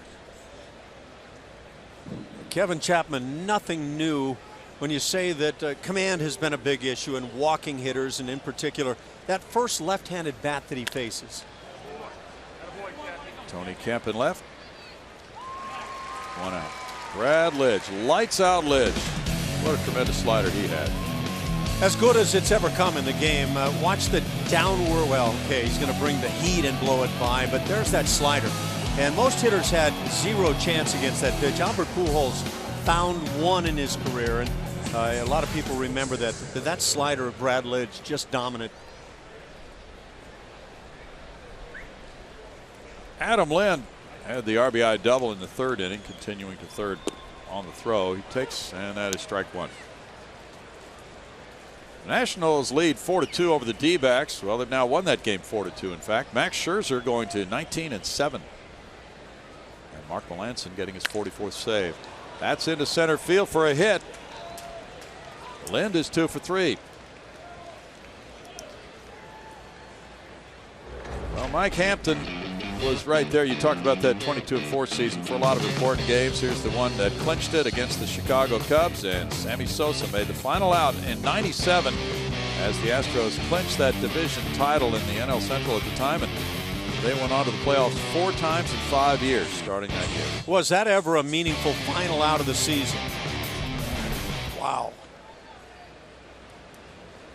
Leonis Martin is 0 for 2. Towering foul ball. Marwin over. Altuve for a look as well, but it's out of play. And a strike. Well, that's the kind of run the Astros would like to put together with this group of players. 4 trips to the playoffs in 5 years. 98 was that spectacular year, the best year for the club in terms of wins with 102. And there were very, very lofty hopes for a World Series that year, but the Astros ran into the Padres, and Kevin Brown, Sterling Hitchcock in the playoffs. There's a single through the left side. Kemp over to field it. Martin is aboard, and 2 hits now back-to-back for Seattle. And Billy Wagner, a converted starting pitcher, Ash. Also a converted left-hander. As a kid, he was right-handed until a broken arm or whatever, but that fastball rushed up to the plate, and when he was on with that thing, nobody got to him. Had the curveball to go with it, or rather the slider, and Billy Wagner And the Astros have been blessed with some great closers, but none better than Billy. Now a pitching change. Takes Chapman out of the game. Brings Gustave in. 4-2 Seattle. 2 on, 1 out in the 6th. Back in a moment.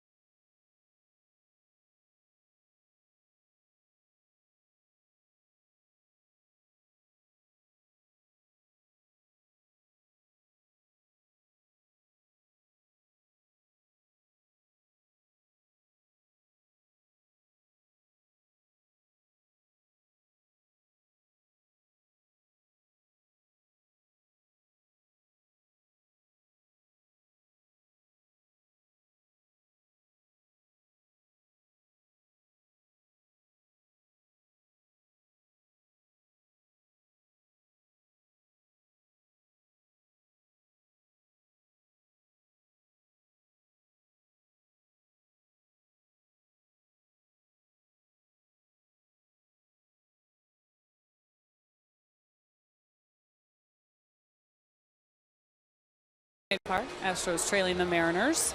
Pitching change here, and it is time to name that Astro, presented to you by your local Honda dealers.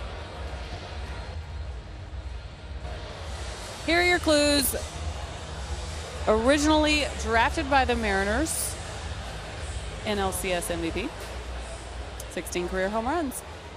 Tweet us your best guess at Root Sports SW, and we'll tell you who it is later in the broadcast, guys. We think he's already been mentioned. That's a clue, but not from Julia, because she gets in trouble if she gives clues. So we'll take the heat, Julia. Here's Yandel Gustave against Jesus Sucre. Sucre's 1 for 2. 2 men on, 1 out in a 4-2 game. Inside and ball 1. By the way, Julia never gets in trouble. No.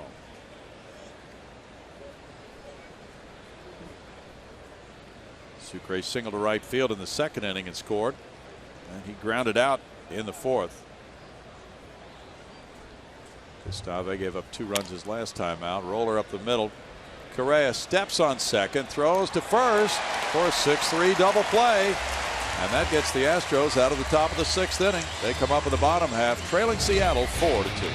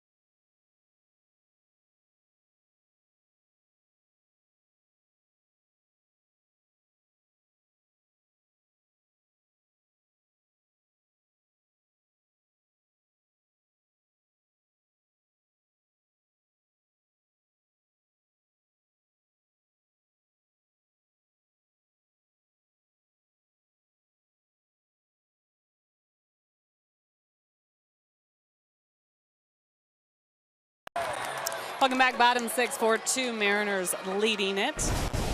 Jose Altuve, one tough player as you watch this play. This is from last night, trying to make a diving play there and lands on his left wrist. Very painful, really scared him, guys. When he stood up, he said his hand felt a little numb. Of course, he stayed in the game, but it did not feel good. But this right here, this is kind of what everyone's been going through here lately. Almost every everyday player is dealing with some kind of ailment at this point of the season, and they are playing through it. They're gutting it out, which tells you a lot about their character and what these games mean to them. And we talked about Carlos Correa playing through a shoulder injury, but Jose Altuve, one tough cookie, I'll tell you that. And he's up for a strong finish. And an RBI double, scored a run in the first inning, drew a walk in the third. Now he leads it off here, trailing 4-2 in the home 6th inning. Ball 1 to Altuve. The Blue Jays beat the Orioles 5-1. Aaron Sanchez going to 14-2 with a win, beating Kevin Gossman. He's 8-12. That leaves the Orioles 85-72. Line to left field. Altuve is on again with a solid single. 2 hits and a walk tonight for Altuve. Well, I think he's found the stroke again. Hanging out line shots. And the Astros need this stroke right about now. They've got to find a way to get something going. That changeup hung. A lot of guys don't recognize, and they're still out in front for Altuve right on it. Altuve is going to have glittering numbers for consideration by the MVP voters. That's his 62nd multi-hit game, second in the majors to Mookie Betts, who has 65. Altuve now with 212 hits is aboard for Carlos Correa. Correa drove in a run with a single in the first, bounced into a double play in the third. 6 hits for Houston now. Strike to Correa. The Blue Jays, with their win over the Orioles 5-1, now are 87-70, 2 games ahead of Baltimore. And those two are the leaders for the 2 wild card spots. But with the Orioles loss, that gives Detroit an opportunity to pull 2 within 1 game, and the Tigers are mauling Cleveland 9-0 in the 8th inning.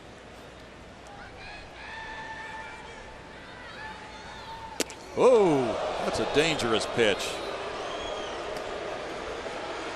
1-1. Carlos Correa reacted well, little low bridge action. Get that face turned back toward the umpire. Correa is now 2 for 5 lifetime against King Felix with 2 runs batted in. Throw to first, Altuve back.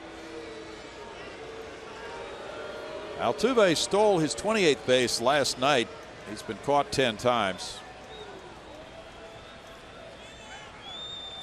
Jose needing 2 more to get to 30 steals. That would be another milestone with a combination of other numbers he has. Correa smacks one into left field. What a great response to that up and in pitch. And it's back-to-back singles by the 3 and 4 hitters. You know, Brownie, we talked in the open about the big guys coming through in games that are so meaningful for the team, and everyone right now falls in that category. Altuve and Correa just have found their strokes again, and they are playing great baseball. And huge need for other guys to step up around these guys. Evan Gattis beat out an infield hit in the first. He grounded back to the pitcher in the fourth. Yuli Gurriel is on deck. That's ball 1. Sucre came out of the chute, threw his arm back. 10 hits for the Mariners, 7 for the Astros. No errors tonight.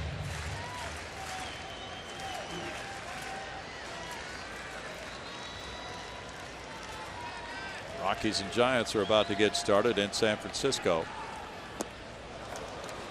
1-1.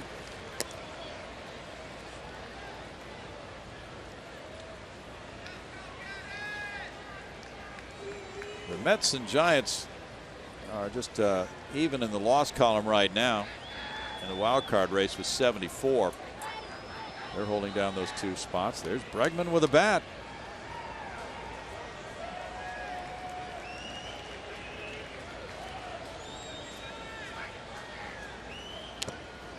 Fouled by Gaddis. 1 ball, 2 strikes to El Oso Blanco, the White Bear. This is the way the AL wild card looks up to the minute. But the Tigers can slice that half game off and be 1 game out just by completing their 9-0 lead in the 8th inning and turning that into a win. And the Mariners can move right alongside them if they get their win. The Astros have other ideas.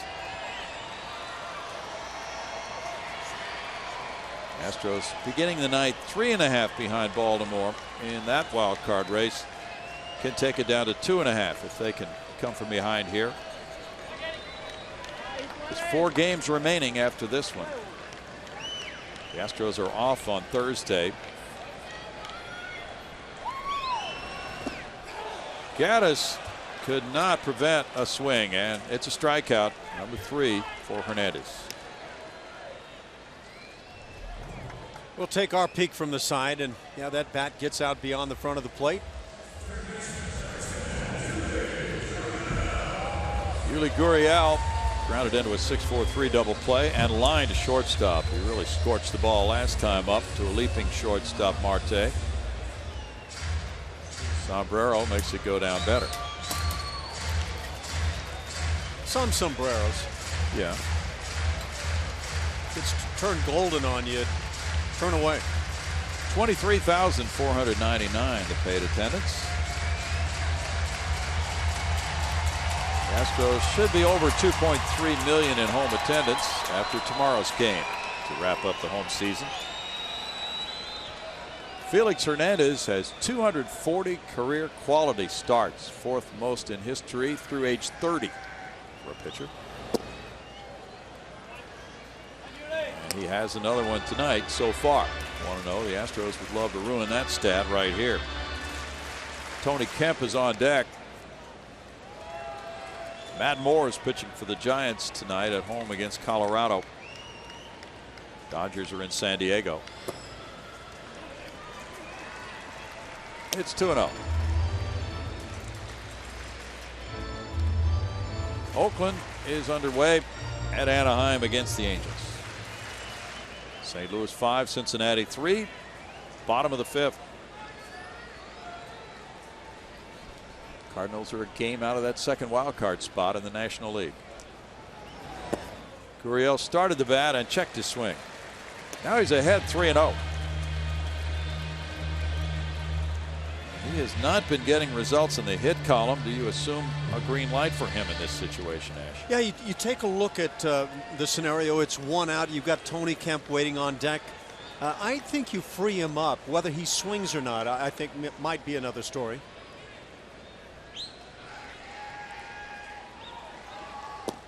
He does not, and takes a strike.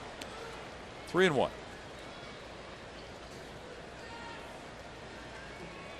Cardinals got 4 in the 4th. They lead Cincinnati 5-3 in the bottom of the 5th inning right now. It's crunch time for them.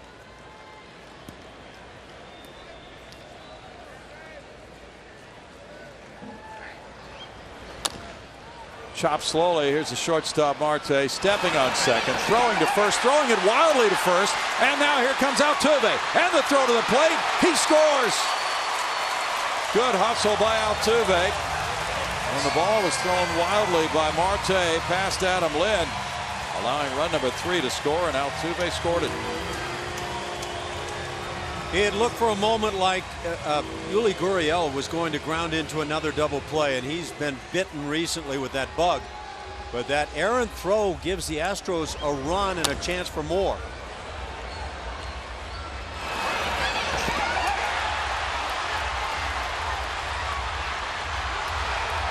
Marte, with his body going toward the right field corner, had a difficult throw. Altuve sneaking in to score that run. A good throw to the plate by Adam Lynn was going to make that interesting too. Yes, it was. That throw was wide. Yeah. It's an error on Marte. Gurriel reaching on the fielder's choice, and Altuve scoring on the error. Now Tony Kemp. 1-run game. He shows bunt, takes a strike. That's the 85th error this season for Seattle. And it gives the Astros an opening. The way the play was developing, it appeared to be a strong chance for an inning-ending double play. It was the angle, though, for Marte to the base and pulling him out toward that right field corner. That made it a difficult throw, Ash. Kind of that throw back the other way kind of scenario, and I think Marte's face tells you that he's not pleased with himself.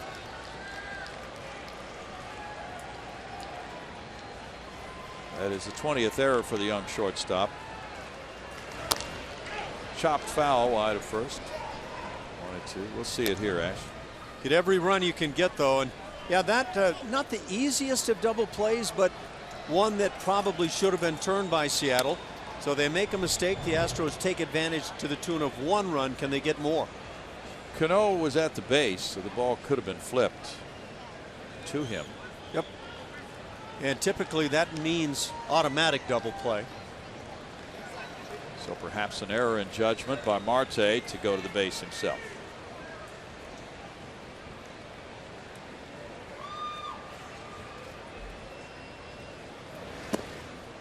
Pitch is low, and it's 2-2 to Tony Kemp.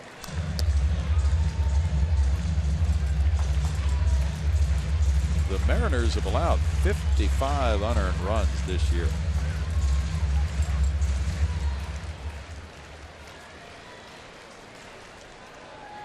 Altuve has scored 2 runs tonight to give him 107.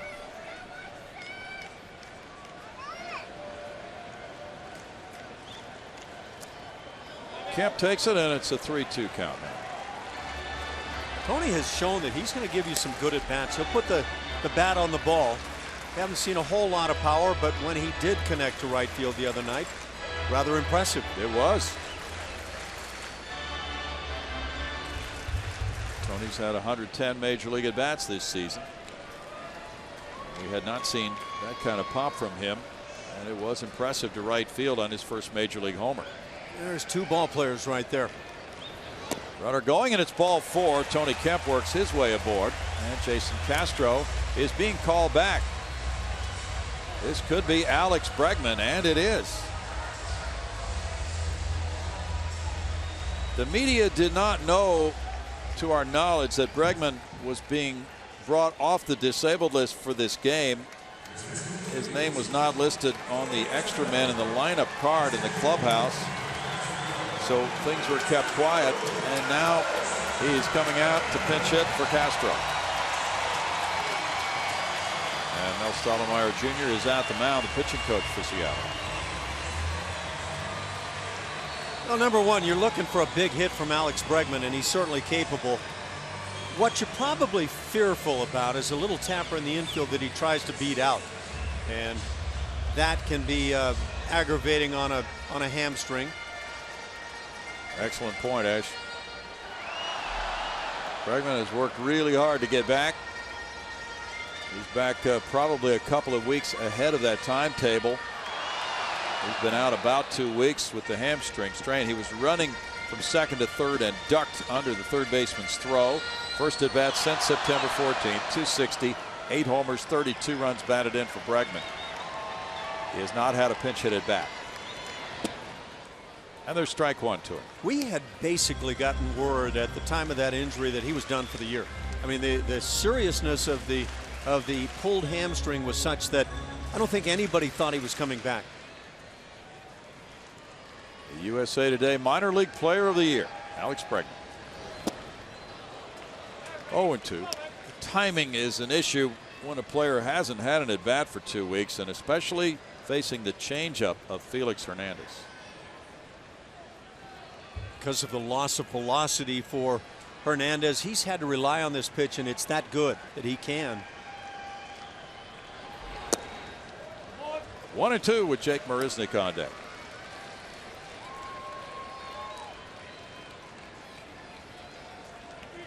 Jose Altuve, Carlos Correa, hoping Bregman can come through here.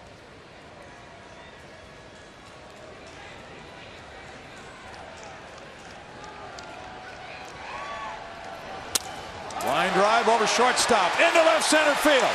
Here's Gurriel coming to the plate. The throw from Aoki. He scores, and it's tied 4-4. What a return for Alex Bregman. Boy, there you go. Ideal. And you get back even in the game because Alex Bregman was ready with the bat. The only thing on this play that could have been better, Tony Kemp had a shot as this throw comes in from left field. No chance to be cut. As you see Alex Bregman being able to get a job done on an off-speed pitch. As the throw starts out high right there, you read it and you take third base. Now, I don't know that Bregman would try to move on to second, but to move Tony Kemp into third, not a bad thing at all. But how about Alex Bregman? He leaves for a pinch runner, Max Stassi, at first base after his first major league pinch hit in his first at bat. As a pinch hitter, he picks up an RBI. 33rd of this season at the major league level. There's Stassi pinch running and probably staying in to catch. He would have to because Gaddis is the DH. Check swing by Marisnick. It goes to Adam Lind, out of his glove. He recovers, goes to first. Safe! Marisnick beats it on the little bobble by Adam Lind, and the bases are loaded on great hustle by Marisnick, who didn't assume anything on that check swing grounder. Adam Lind is not assuming that there was an out there either. He looks into the Seattle dugout, and Scott Service now that's checking. But watch Jake digging down the line. There's no quit going on right now. Ooh, how are you going to turn that, overturn that call? Jim Wolf made the call. Really close. That is very close, isn't it? How did it look to you with the foot of Lind arriving in the hand of Marisnick? Watch it right here. I don't know if you can overturn that, can you? It appeared that Lind got there a fraction of a second ahead of Marisnick's hand on that view. It's possible. It is possible. But is it clear cut? Yeah, I would say Jake Marisnick did not beat the play. Did they arrive at the same time? Very, very close. Yes, it is. I'll leave that to the pros to determine. Fans are watching the replay. They're encouraged by what they see on El Grande. If it's confirmed, there's clear and convincing evidence that the call was correct. If it's overturned, there's clear and convincing evidence that the call on the field was incorrect. Yeah, I'll go, and I apologize there, Brownie. I'll go back to the previous play. Tony Kemp unable to get to third base on that throw that was uncuttable from left field. If this is still going to be ruled as a safe call at first base, that's a difference maker. A run would score on the play. Wow, that's so close. It really is. Foot is not quite there. You know, from the other direction, it looked like the foot may have been there ahead, but not from that one. No. Marisnick diving in. It'll be ruled an infield hit if this call stands. So close. And if it's not clear and convincing, it can't be overturned. As the replay crew in New York reviews it. If the call stands, the Astros have the bases loaded and George Springer batting. And it's safe. The rally continues. Marisnick gets a check swing infield hit. Little check swing right here. There's a bobble. And that bobble leads to the ultimate with Jake beating it out.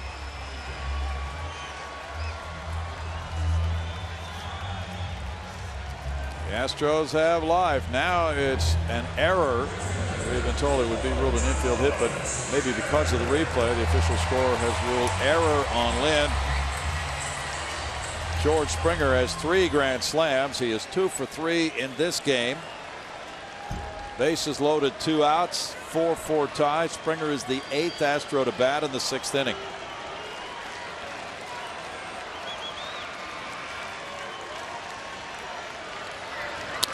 Springer with a fly ball, right field corner. Long run for Smith. That ball is going to be foul. Kemp scores. Stassi scores. And the ball went out of play. It'll be a 2-run double and a 6-4 Houston lead. What a rally in the 6th inning. And boy, is right field and center field combination paying off for George Springer.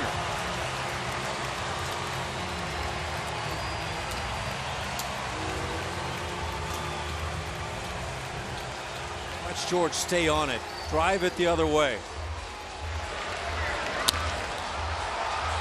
This heated spell for George has had balls hit in all directions, but all directions means he has been using right field and center field, and that's really refreshing right now for George.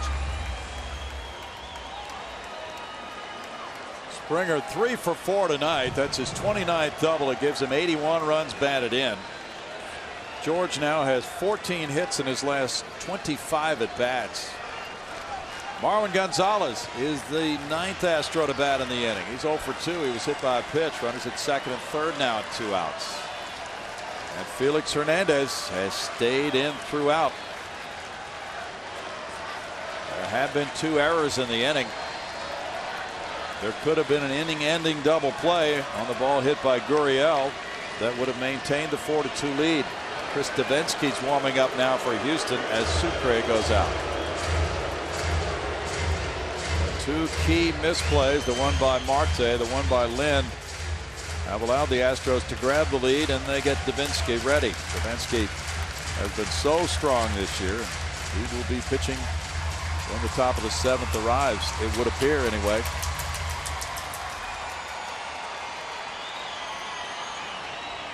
Altuve's on deck as Gonzalez bats. 0 for 2. He was hit by a pitch. Way outside, ball 1.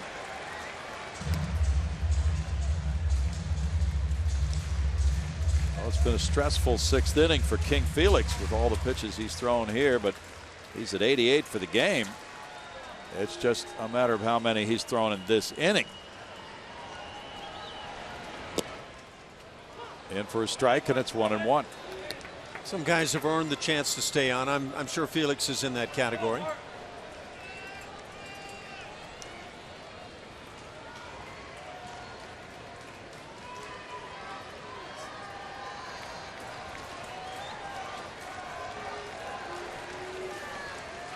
The Astros have 33 come from behind wins of their 82. Smash up the middle into center field. Marisnick scores. Springer to the plate. 2-run single. And it's 8-4 Houston.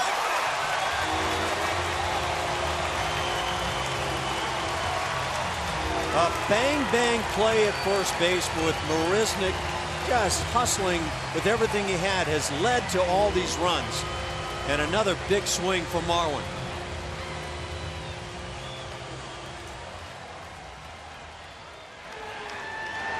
You never know how one play is going to impact a game.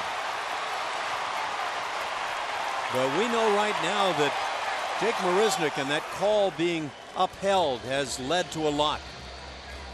It's a 6-run 6th inning, and the Astros lead it 8-4. Marisnick a big factor. Back in a moment.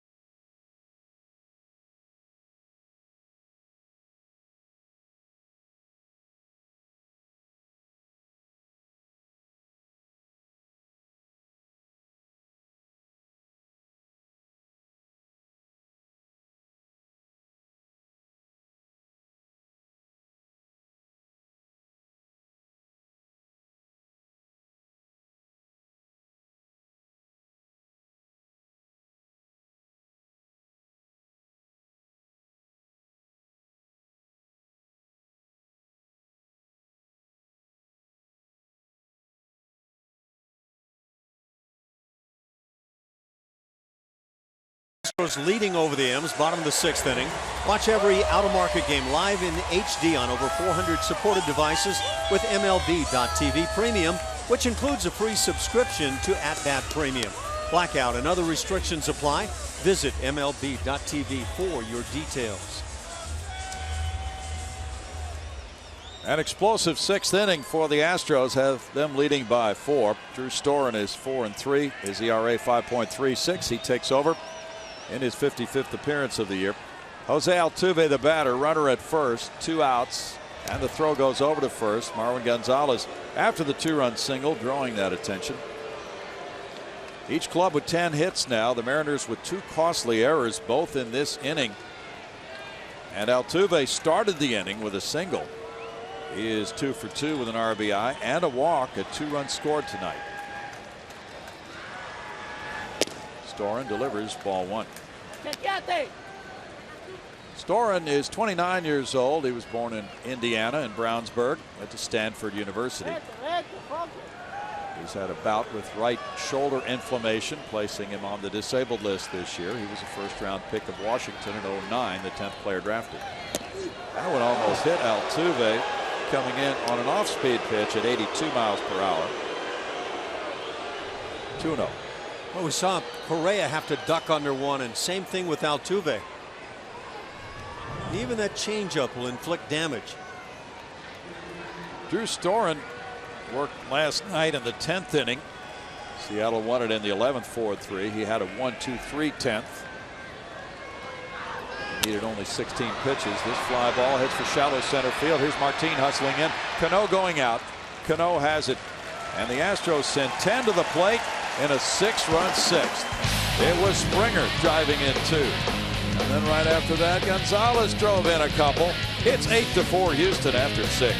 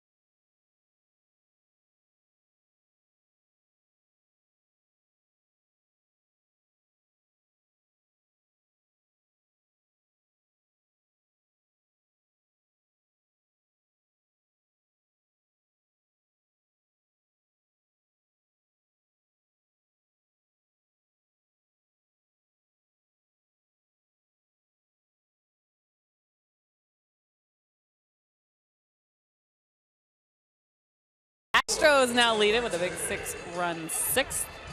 And it's time to name that Astro, presented by your local Honda dealer. We gave you these clues earlier in the broadcast. I think we had some pretty good guesses. You guys even dropped this name earlier in the broadcast. Mike Hampton. Right-hand hitter with power, Julia. 16 homers, Julia. He went to Colorado and just went on a home run jag out there as a pitcher. Now the bullpen coach for the Mariners. Great athlete. As good a fielding pitcher as I've ever watched. Yes. Now the Mariners come up in the 7th inning. 23,499 the paid attendance for game 2 of this 3-game series. Ketel Marte is 1 for 2. Kevin Chapman in 1/3 of an inning allowed 2 hits and no runs, had no walks, no strikeouts. Then Yandel Gustave came in, got a double play ball on Sucre. The Bulldog, Mike Hampton. Yep, they got it. Ball 1 high to Marte.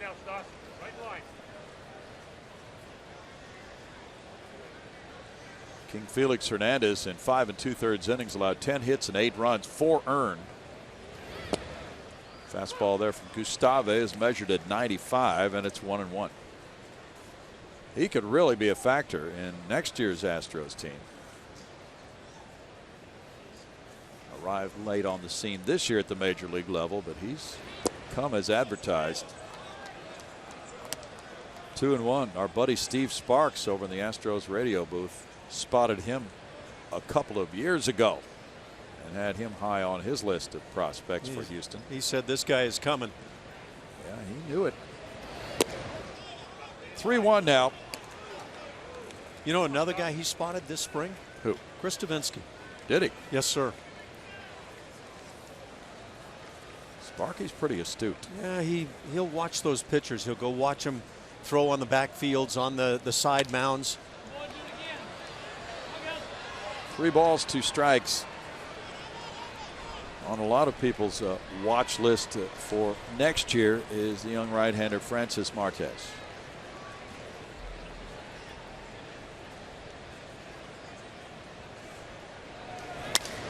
Broken bat roller off the mound. It goes to Correa. Correa with an athletic play. 1 out. Notice how Correa, whenever possible, will use the glove in conjunction with his right hand. And he secures more balls than a lot of guys who will try to make this play barehanded. Beautifully done.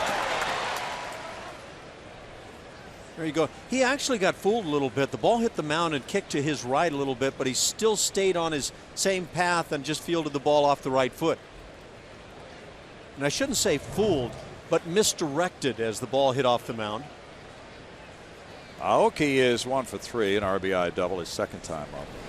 That replay just showed the graceful moves of Correa. Slowed down that much. It really looks graceful.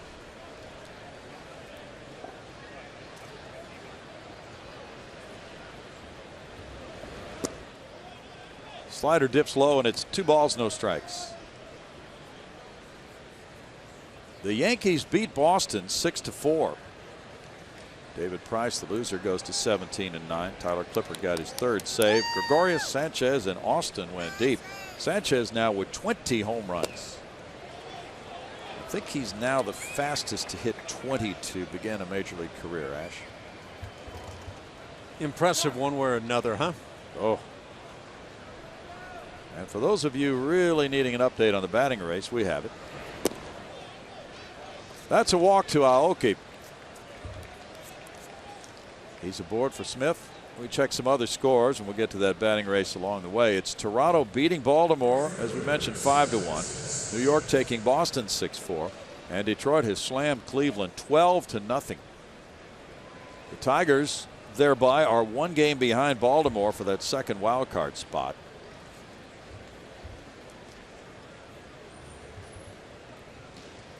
And with Toronto winning, the Blue Jays appear to be in very good shape for the postseason berth.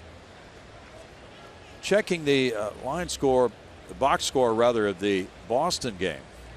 David Ortiz was 0 for 5. Mookie Betts was 0 for 4. Ortiz is now hitting .318. Betts is hitting .319. And Altuve would seem to have the batting title locked up now. Altuve right at .340. That on-base percentage just under .400. Great year. And I think you're right. I think with 4 games following tonight's game, that would take some kind of miracle for somebody to catch him. It really would. Seth Smith, after the visit to the mound by the pitching coach Brent Strom, is 0 for 2 with a sac fly. And in the dirt, ball 1. With Max Stassi staying in to do the catching after pinch running for Alex Bregman. Excellent pitch blocker. Kept the glove down right there and able to block that last pitch that actually squirted down on it. A.J. Hinch using all 3 of his catchers tonight, but Evan Gattis is being used as the DH. It's 2-0, and if the choice had been made to use Gattis as the catcher coming from DH, the Astros would have lost the DH in this game.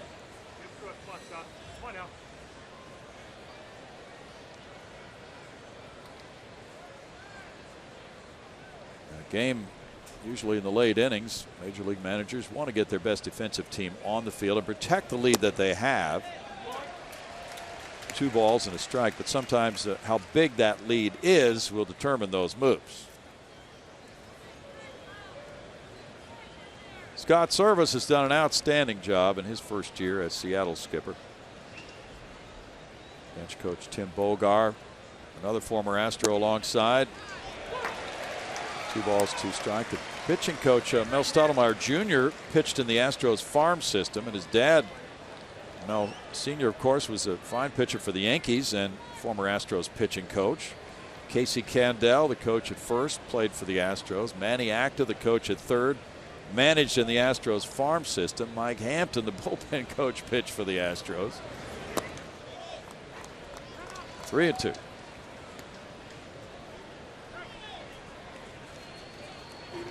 Now Davinsky is warming up again. In case Gustave has an issue with the strike zone after walking Aoki, so if he loses Smith, there might be a change. The Seattle club can really erupt. Brett Strom is not wanting to see that here in the 7th inning or any inning after this. Bouncer, Altuve comes in for it. Backhand flip to Correa, relay to first, not in time. That was the long backhanded flip, and they force Aoki for out number 2. I don't know if that flip led Correa to come back toward the mound side of the bag, as you'll see Correa cross over now, and maybe so with that flip. It was a good flip, and like you say, a rather lengthy one. There will be a pitching change. Chris Davinsky comes in. Gustave leaving, with the Astros up 8-4. Back in a moment.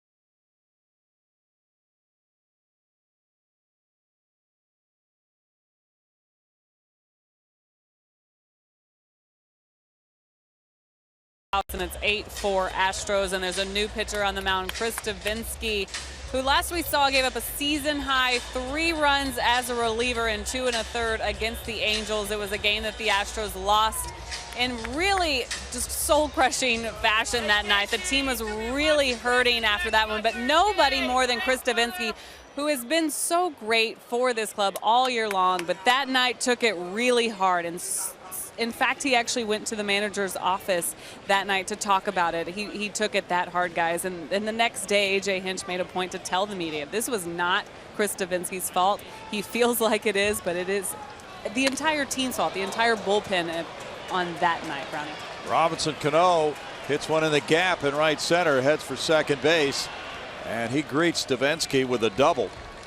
Seth Smith checking in at third base with 2 outs here in the 7th inning, and Nelson Cruz will represent a real threat here after Cano hits his second double of the night. Max Stassi and Chris Davinsky talk it over. You don't want Chris Davinsky with his great stuff to start questioning himself now at this stage of things. Cruz singled his first 2 times up. He drove in a first inning run and scored in the third. He's 2 for 3. He's 0 for 5 against Devo.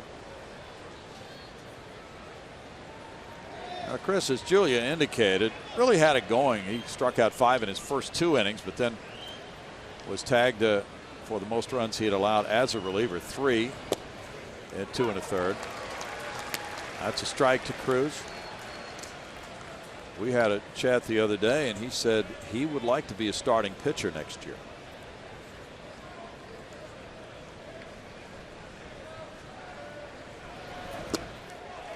Oh, 2. Well, he may have done himself in that regard with his success as a reliever. True.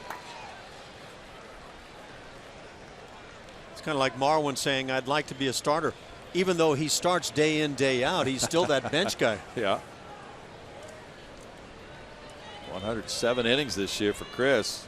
He's made 5 starts, and he did well. Struck him out. What a big out. And it's no runs, 1 hit, 2 men left in scoring position for Seattle. 8-4 Astros in the 7th.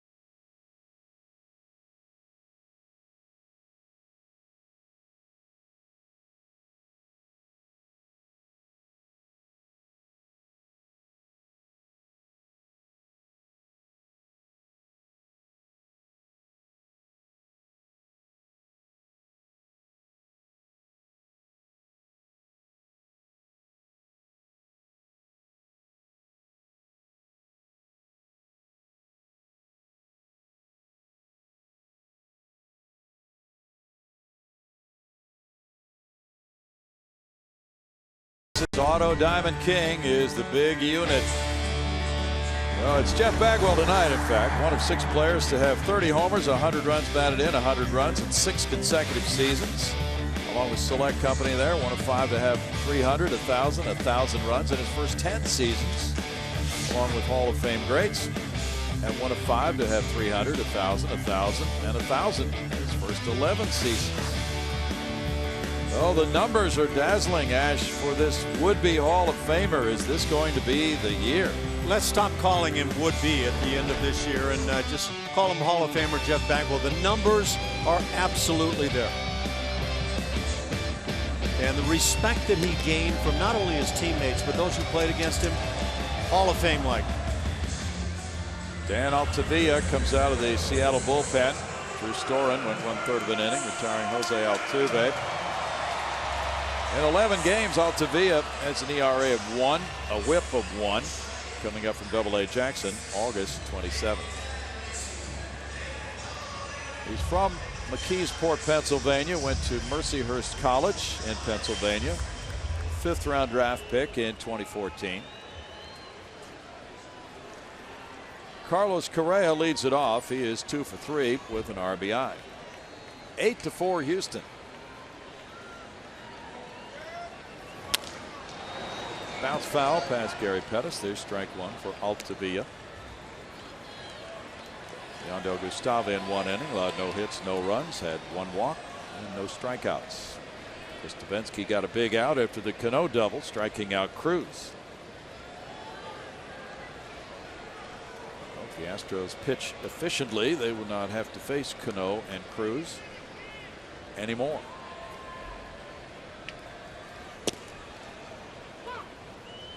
Strike to Correa. 0-2.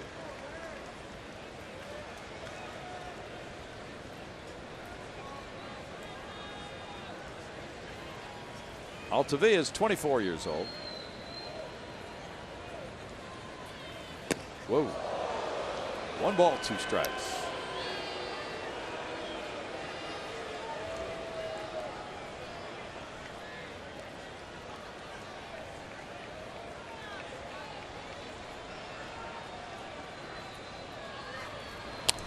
Correa fouls it away. He's got a fantastic opposite field stroke with power.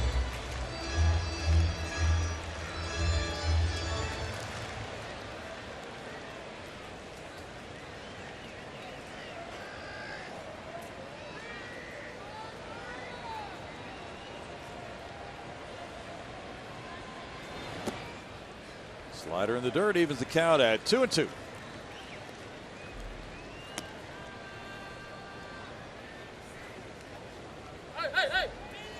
The Cubs are leading at Pittsburgh. It's 6-1 in the last of the 9th inning.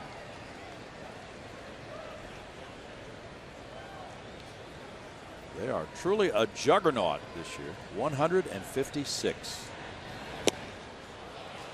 Correa strikes out.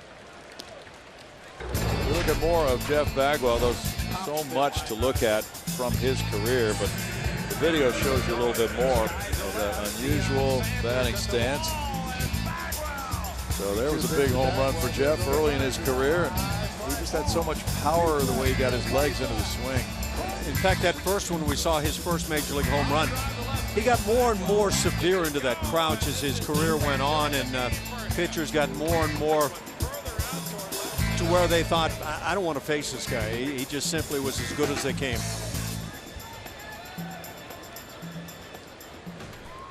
Evan Gattis is 1 for 3. He smacks a line drive to left. He's in for a hit. And now a 2 for 4 night for Gattis. 11 hits for Houston.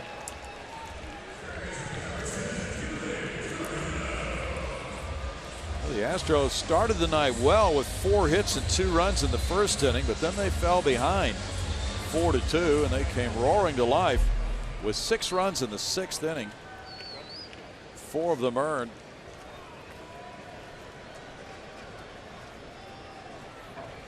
Yuli Gurriel is 0 for 3. Fouls it back. There's strike 1.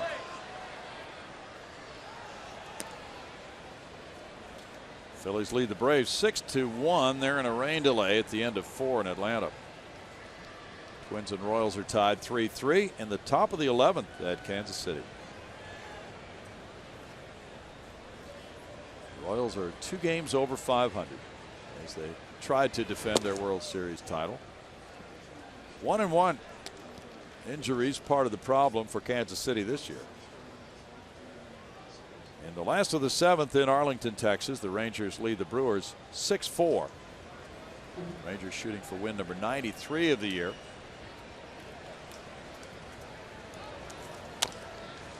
Slowly hit. Seager to second. Cano made the catch for the force play on Gattis. 2 outs. Gurriel reaching.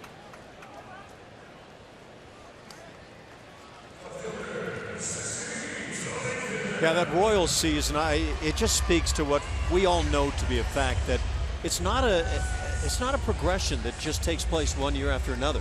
You don't just get better because you've got some good young pieces in place, and you figure, okay, now we've shown that we can win in a big way, and we're going to go on a run. Doesn't happen that way. No.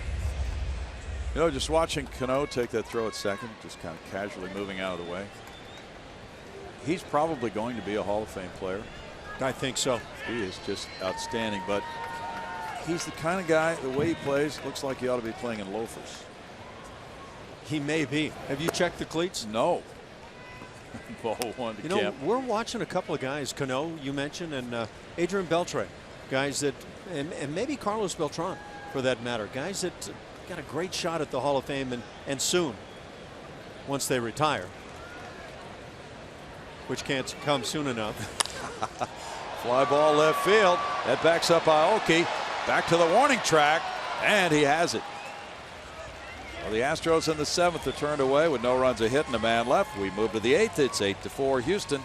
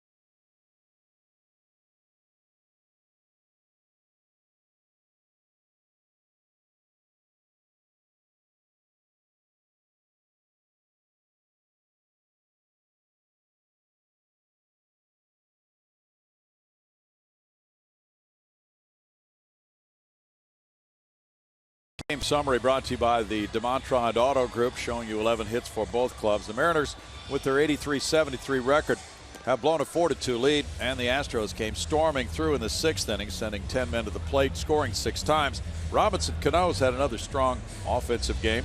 George Springer has too. He continues his late season surge, going 3 for 4. And Alex Bregman really gave the club a lift by returning and getting that pinch hit RBI single in the 6-run 6th inning, Ash.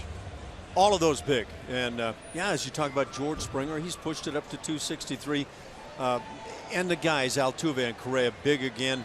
But how wonderful to see Alex Bregman step in and come up with not only a hit, but a clutch hit. Kyle Seager first up in the 8th inning. And it's ball 1 high from Chris Davinsky. Seager is 1 for 3. Davinsky has had outings of 3 2/3 innings and perfect ball twice this year. 1 ball, 1 strike. Seager is 3 for 6 against Chris. Vidal Nuno warming up for Seattle, and it's 1-2. We'd have to go back a ways to find somebody who has gone so many multiple inning performances like Davinsky for the Astros. Talking 3 innings or more in relief and done so well. 2 balls and 2 strikes. His first outing of the year in relief was at Milwaukee, April 8th. 3 innings, no runs, and he's done that numerous times this season. Fly ball out to center field. Marisnick, 1 out. And Adam Lind will follow. By the way, it slips by, but Max Stassi, just he's textbook on blocking pitches. We saw one just before the fly out to center field. Just as good as you'll see.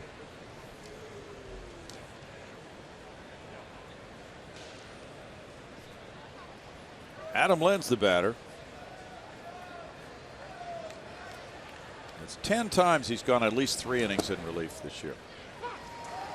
Strike to Lind. 4 unearned runs for Houston in this game. In that 6th inning, the difference. Changeup makes it 0-2. It's been Fiers, Chapman, Gustave before Davinsky here.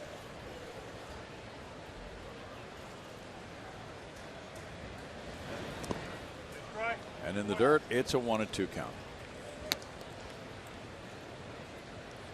Lind 0 for 5 against Dubinsky, and Martin, who will be next, is 3 for 6 against Chris.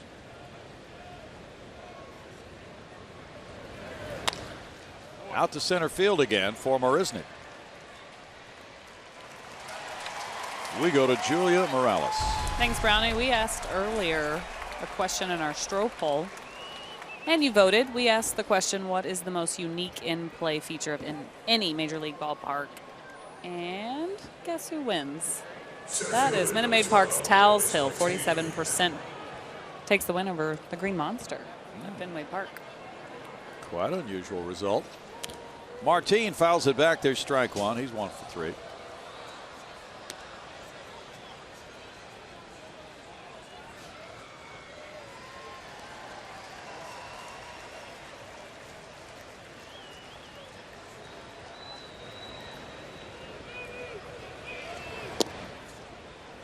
One and one. Well, Julia, you usually keep an eye on Twitter. And we'd like to thank all of those who are chiming in with their well-wishing tonight. 1 ball, 2 strikes. Some people saying they're going to be here at the ballpark tomorrow in person, so they won't be watching.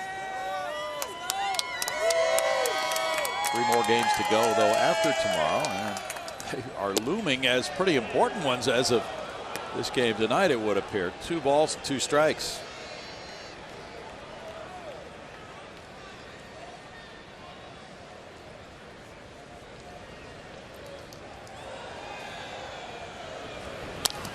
Ground ball goes foul. That rattles off the railing in front of the Astros dugout. Daniel Vogelbach is on deck with Sucre Du up next.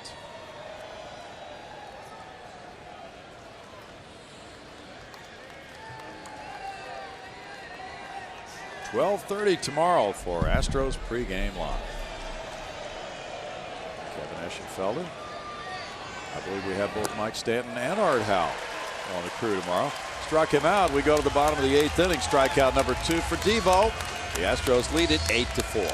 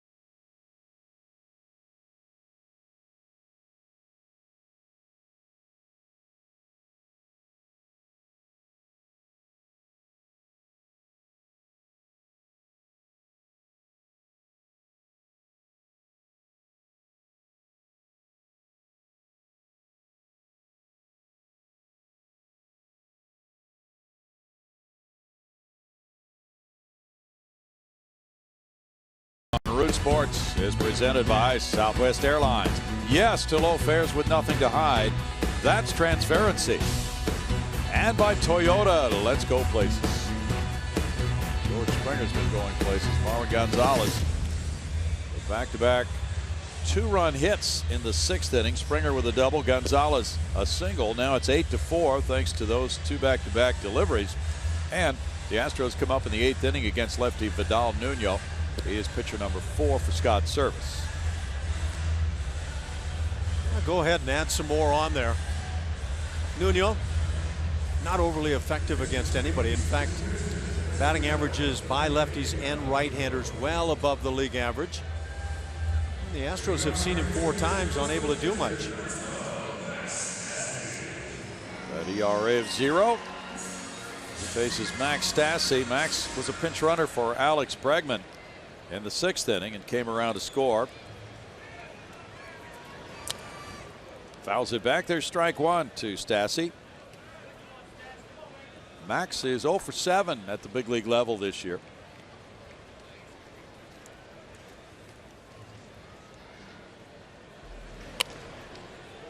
Stassi fouls it. It's no balls, 2 strikes on Mac, who came from the Oakland organization. Max. Got quite a family in terms of professional and Major League Baseball. Yeah, the bloodlines run deep, don't they? Great uncle, I believe it is, that played with Babe Ruth. And his dad played AAA ball, I believe. His brother was the player of the year in the Eastern League a year ago. Struck him out. 1 out in the home 8th inning. Academy Sports and Outdoors and the Houston Astros are hitting home runs for the city of Houston. Most team home runs since 2013. Baltimore, they've got a great ballpark cut out for that, as do the Toronto Blue Jays. Houston Astros right there behind, and the Seattle Mariners, another powerful club. You're looking, that list would tell you that those are the power clubs in recent years. Jake Marisnick shoots one up the middle. It's slowly hit, fielded, and there's a throw by Ketel Marte for out number 2.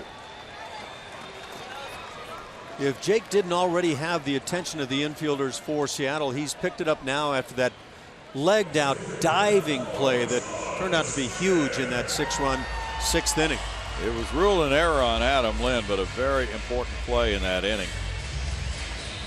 With the hustle of Marisnick.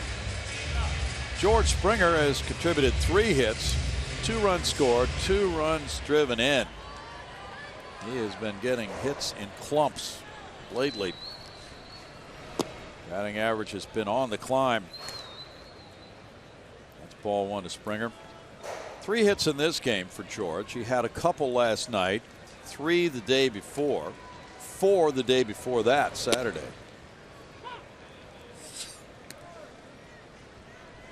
One and 1 to George. The Mariners will have the catcher spot. Number 8 hitter, 9-1 due up in the 9th inning. Now Pat Neshek is warming up for Houston. Home plate umpire Eric Cooper.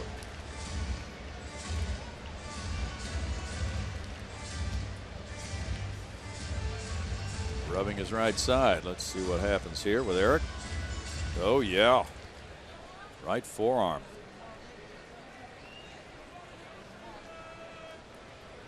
Yeah, it'll wake you up. I would say most catchers run into that sort of thing about every other game they catch. Did you hear a lot of sympathy coming out of me? Well, not a whole lot. 2 balls, 2 strikes to George.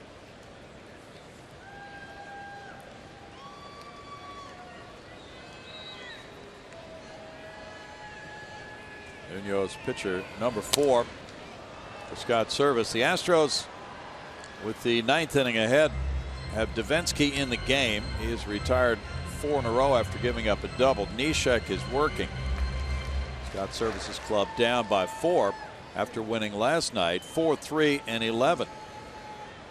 There have been 22 hits in this game tonight and no home runs.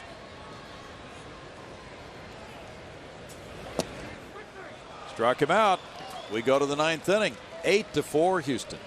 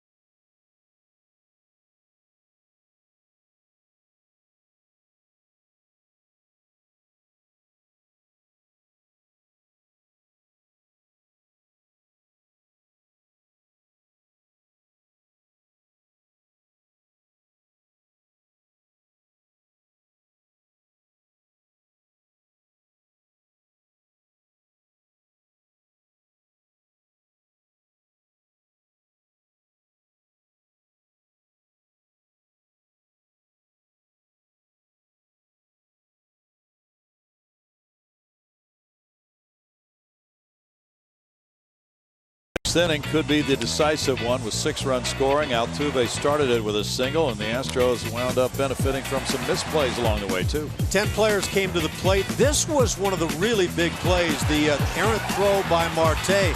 That enabled a runner to reach. Altuve scoring on the play. And then how about this big one? Alex Bregman shows his presence once again, driving in a run.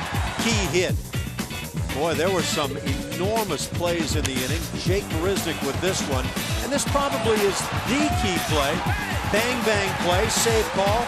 They review it, and it's not able to be overturned. George Springer, an enormous swing. This was the hit of the inning. Driving in a pair, and the Astros come out of that frame with a 4-run lead. What a turnaround. Marwin had another one. Now, Brownie, you can run through that entire inning, and there are circles or however you mark the big plays over and over. Well, they really put that pressure inning together, trailing 4-2 when they came up. They came away leading 8-4. That's where it has stayed since that inning. Pat Neshek is out for the 9th. Mike Freeman is a pinch hitter, and Freeman batting in Sucre's spot takes that one for ball 1. Freeman was recalled from AAA Tacoma for his 3rd stint with the Mariners, September 12th. Towering pop on the infield. Gurriel comes in. First game with the roof open for Yuli, and that is out number 1 for Neshek. That gives him a little different look, different conditions with that roof open, and quite often there's a breeze that comes across the roof from the Gulf side and swoops in over the infield and blows out to left center field. Not much of a breeze tonight. Those flags are hanging. That was the question I had for the night. Usually, like you say, when you have that the roof open, you'll see more fly balls sail out to left field, but probably absolutely equal with roof closed here this evening. Yes. Ketel Marte is 1 for 3. Strike for Neshek.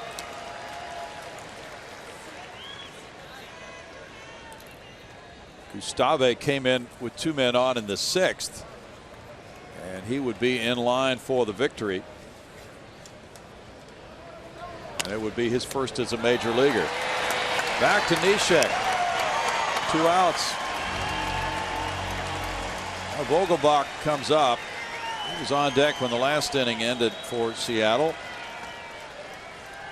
And he'll be pinch hitting in Aoki's spot. Aoki 1 for 3, an RBI double with a walk.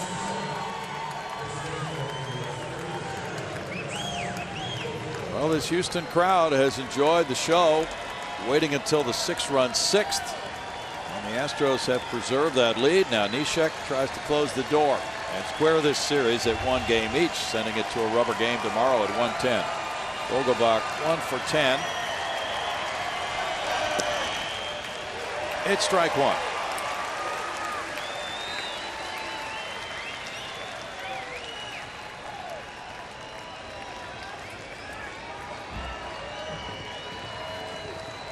Baltimore lost earlier 5-1 to Toronto. Off-speed pitch for Neshek. Didn't get a call from Eric Cooper. It's 1-1.